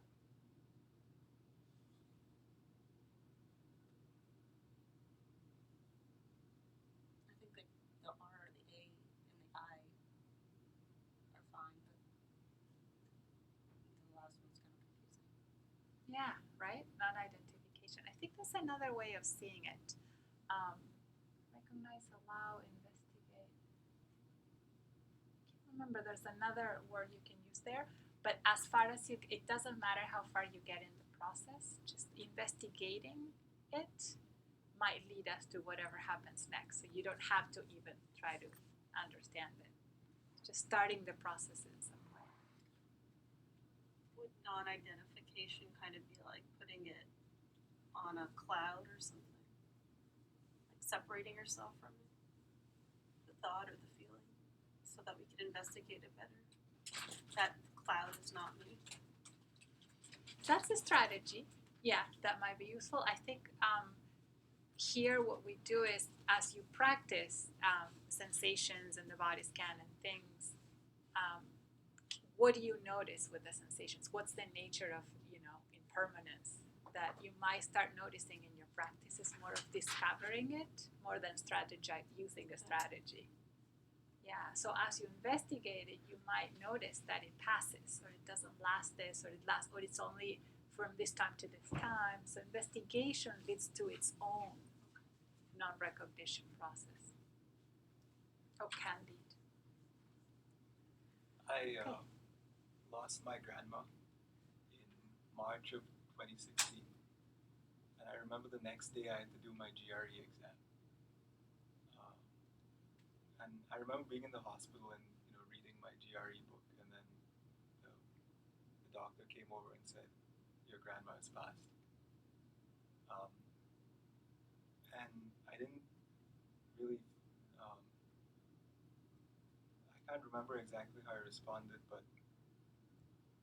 I didn't break down or cry or anything. The next day I woke up, I thought my grandma would have wanted me to do this exam, so I went and I did it. And then I graduated later that year, and I never really experienced my grandma's death. And then a whole year and a half after that, in the December of 2017,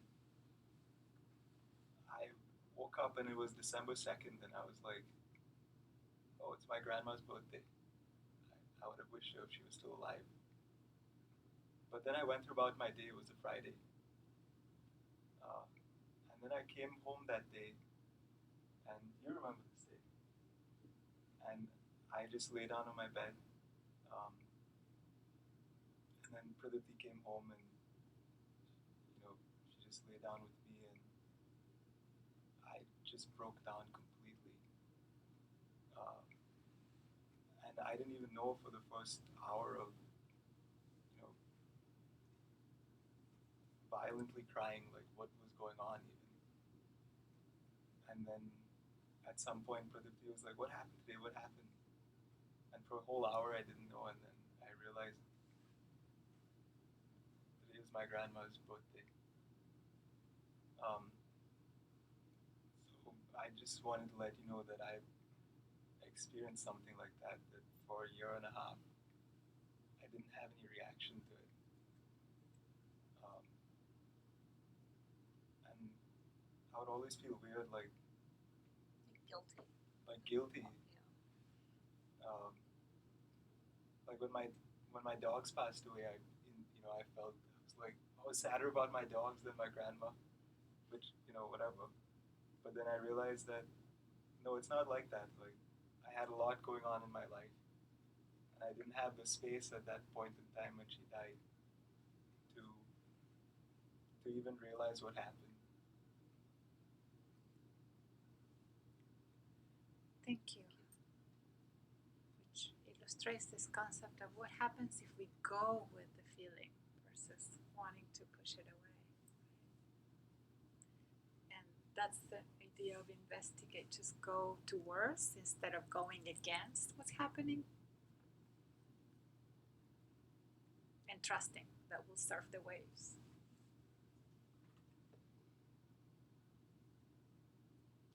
We're going to quickly switch gears so we can finish on time.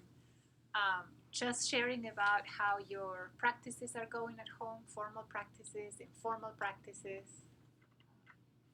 So we're switching body scan and the yoga. There's an activity you do mindfully. There's mindful eating. So we'll have a few minutes to see how that's going.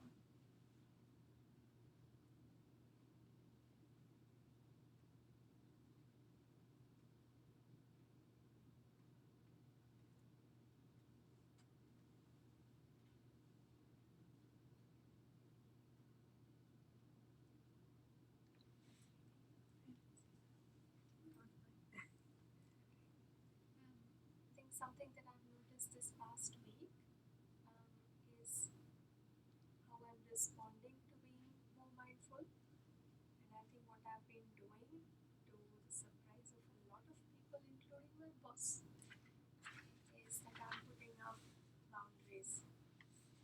I am noticing that a lot of my stress originates when people violate boundaries that I have. And so I've been very mindful of that trigger in my body. And the minute I notice it, I've noticed two things: that my brain has no capacity for recognizing the space between stimulus and response. I just go like that into a response.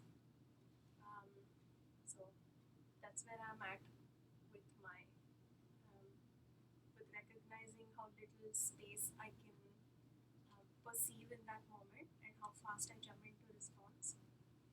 And I'm being super kind with myself. I am not punching myself like, oh, I should have taken some space or whatever. And the minute I recognize that stress, I'm stopping everything and everyone, I guess, in that moment. So I feel like I'm freezing that moment somehow and just being like, everybody waits till I decide what's going to be done. And I pushed it, I think, to a day and a half with my boss. She wanted something done and I said no. And that was interesting because nothing really happens. I think it was interesting for me to notice that sometimes you just think you have to go into these automatic, somebody says something, or I don't know if I'm verbalizing it well, but we just end up doing stuff that causes us stress, imagining that there's no other way out. It's been interesting for me that I've been sort of freezing the moment and saying no when I can't decide what's to be done instead of just responding automatically.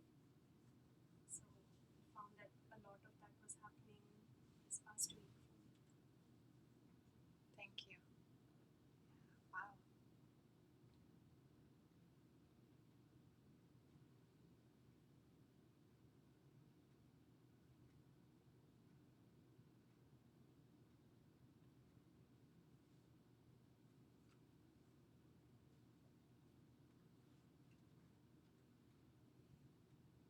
others?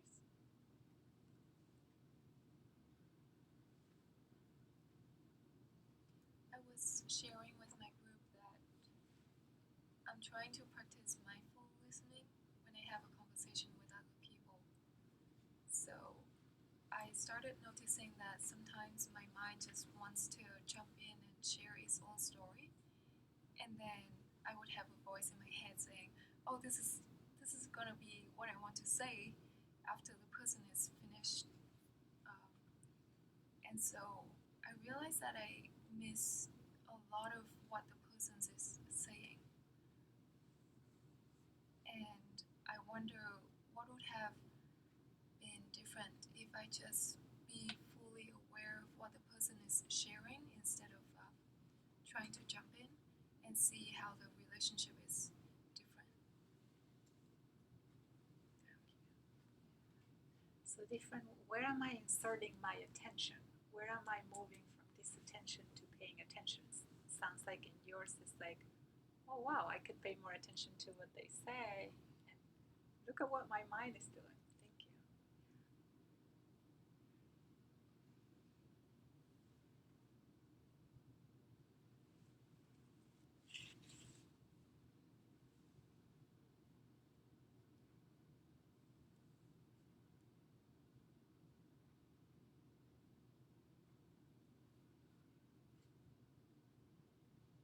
Anyone else? How's it going at home?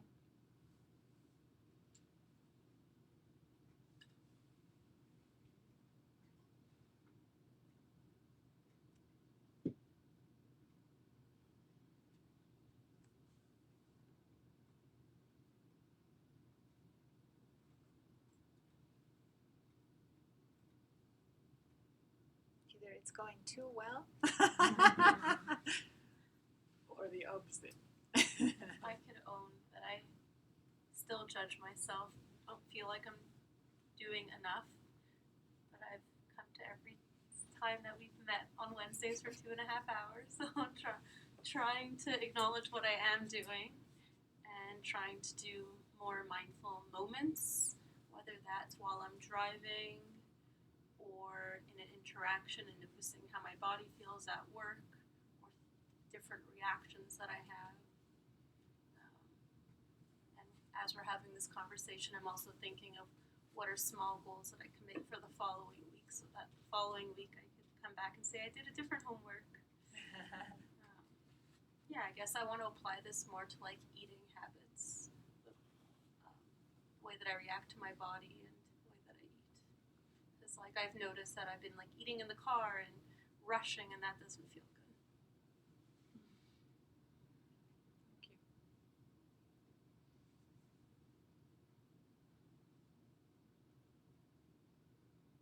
I find it's hard to get around to doing the yoga specifically.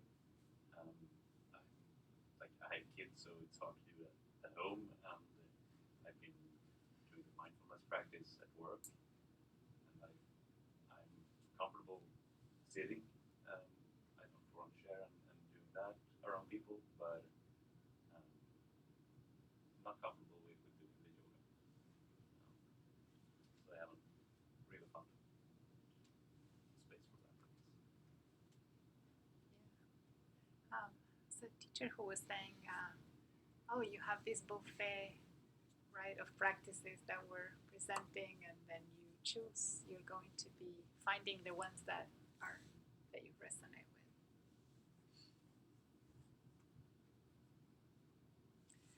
Okay. So I'm going to pass. Let's see, did I forget anything? I'm going to pass the assignment for next week, since we're talking about home practices. Sometimes students ask me to send some of this. I can send a little picture summary of this if you want. Week 5 introduces this sitting meditation. If you don't get the email from the center because Bridge is on vacation, does everybody know how to find all the practices? You have that space on the website, and this is called sitting practice. It's similar to or it's the same as we did today. And then I hope you still have your manuals. There's a communication calendar to fill out. So noticing maybe moments of communicating with my husband, with my boss, with a friend, with a family member didn't go as well as I would like to. So I'm gonna start looking at how do I communicate, right? Some of you brought it up today. And just fill out the calendar. If you don't have it, please see me after class. It says add some standing yoga or walking practice every day. So noticing your feet in mindful walking, or bringing a few of the stretches, the yoga we do at the beginning of the class during the day is another way of bringing awareness to the body. It says be aware of stress reactions this week. Notice feelings of stuckness. So it's a little bit of what we talked today, right? Oh, it's still here. What do I do? But bringing more attention and seeing what happens. It says notice where you're wishing for things to be different, right? Something that came up today too. Or can I recognize it and kind of maybe allow it to be? It says acknowledge this and explore options for responding with greater mindfulness, creativity, and kindness. Use the stop practice during the day. See if you can insert that pause. And then the question is, what makes an event pleasant or unpleasant? Can you experience the thoughts, emotions, and sensations without labeling the event? Oh, yeah, this is an unpleasant sensation. Yeah, and this one's pleasant, and this one's neutral. Sometimes we even miss the neutral sensations in the body. And we can use them when we need them to bring ourselves to balance. A lot of it is the sole of the feet, right? When I have my heart racing, sometimes for days, I'm like, oh, I can't even notice my breath, but I can find the soles of my feet and just get behind that feeling of feeling the feet. Okay, questions about the home assignment?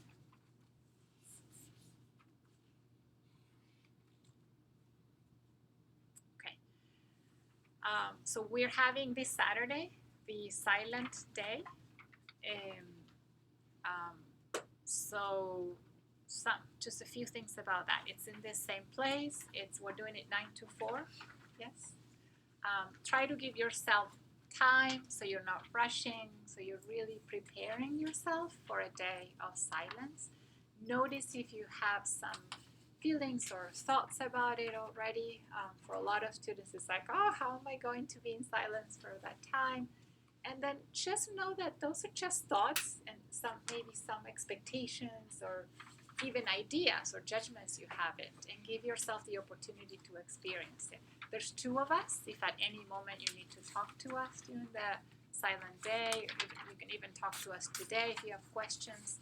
Bring layers of clothing for temperature changes and if we go outside. Bring anything that might make you comfortable. If there's a pillow, or there's a mat.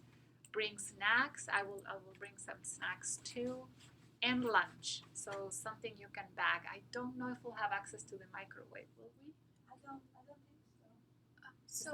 There was an email about that. No. That's Which it's going to be pretty hard because we're the only ones that have access to it. And Okay. it might just be difficult with going back. Okay. so. I think simple cold lunch. Simple. What's that?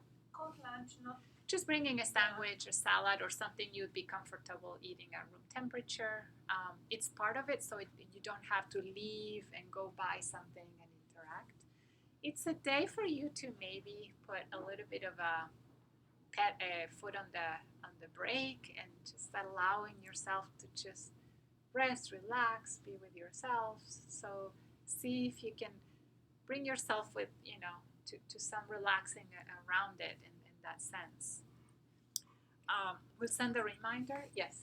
Yeah, so Rich actually said that we have access to the microwave, but only Nicole and I can help you out with that. So keep that in mind. You can still bring stuff to heat up, but it might take a while with a large number of people. Yeah. Questions about the silent day? Yes. So what kind of stuff do we do? Do we do like a bunch of meditations throughout the day, or are we like more just kind of sitting and being silent? Or we'll be guiding different activities. So without telling you more, because it's part of the, coming and trusting and bringing yourself to it, we will be talking. So there will be different guided practices and things that happen during the day. So we won't be in silence, but you will for a period of time. Does that answer your question? Is there parking around here? Yeah, did you see the parking in front of the hospital? There's Okay. a whole lot. Okay. It's where the church is. Okay. You see the Greek church? Sure. That's huge parking lot right across the hospital on Central is where we park. And you can park there on Saturday. Is that your number? This is, yeah, For because the door is going to be locked. There is no security on that day. So in case somebody is late or you need to leave the building or anything, if you don't mind writing the number, and I'll have my phone on. So we'll try to have one of us downstairs in case, but just in case. And we'll put this number on the window if there's nobody there.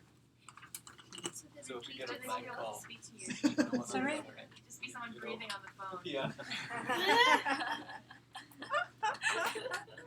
Because you're silent.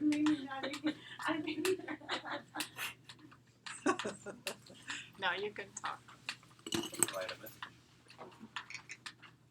Other questions? Yes. The retreat is here. The retreat is here. Yes, So for it's not this in time. this beacon No, street. not for this time because it wasn't available. So we'll be here. Yeah. Okay, so we're gonna close with the bell and with the poem. So just ending the class that way. And just as you sit and close your eyes, noticing any resonance of what we talked about or the comments, the themes today.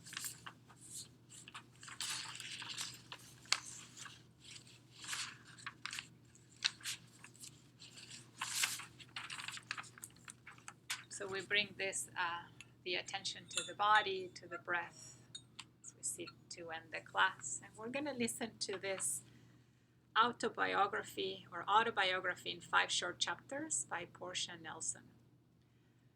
I walk down the street. There's a deep hole in the sidewalk. I fall in. I am lost. I am helpless. It isn't my fault. It takes forever to find a way out. 2. I walk down the same street. There's a deep hole in the sidewalk. I pretend I don't see it. I fall in again. I can't believe I'm in the same place. But it isn't my fault. It still takes a long time to get out. Act 3. I walk down the same street. There's a deep hole in the sidewalk. I see it. I still fall in. It's a habit. My eyes are open. I know where I am. It is my fault. I get out immediately. Act 4. I walk down the same street. There's a deep hole in the sidewalk. I walk around it. Act 5. I walk down another street.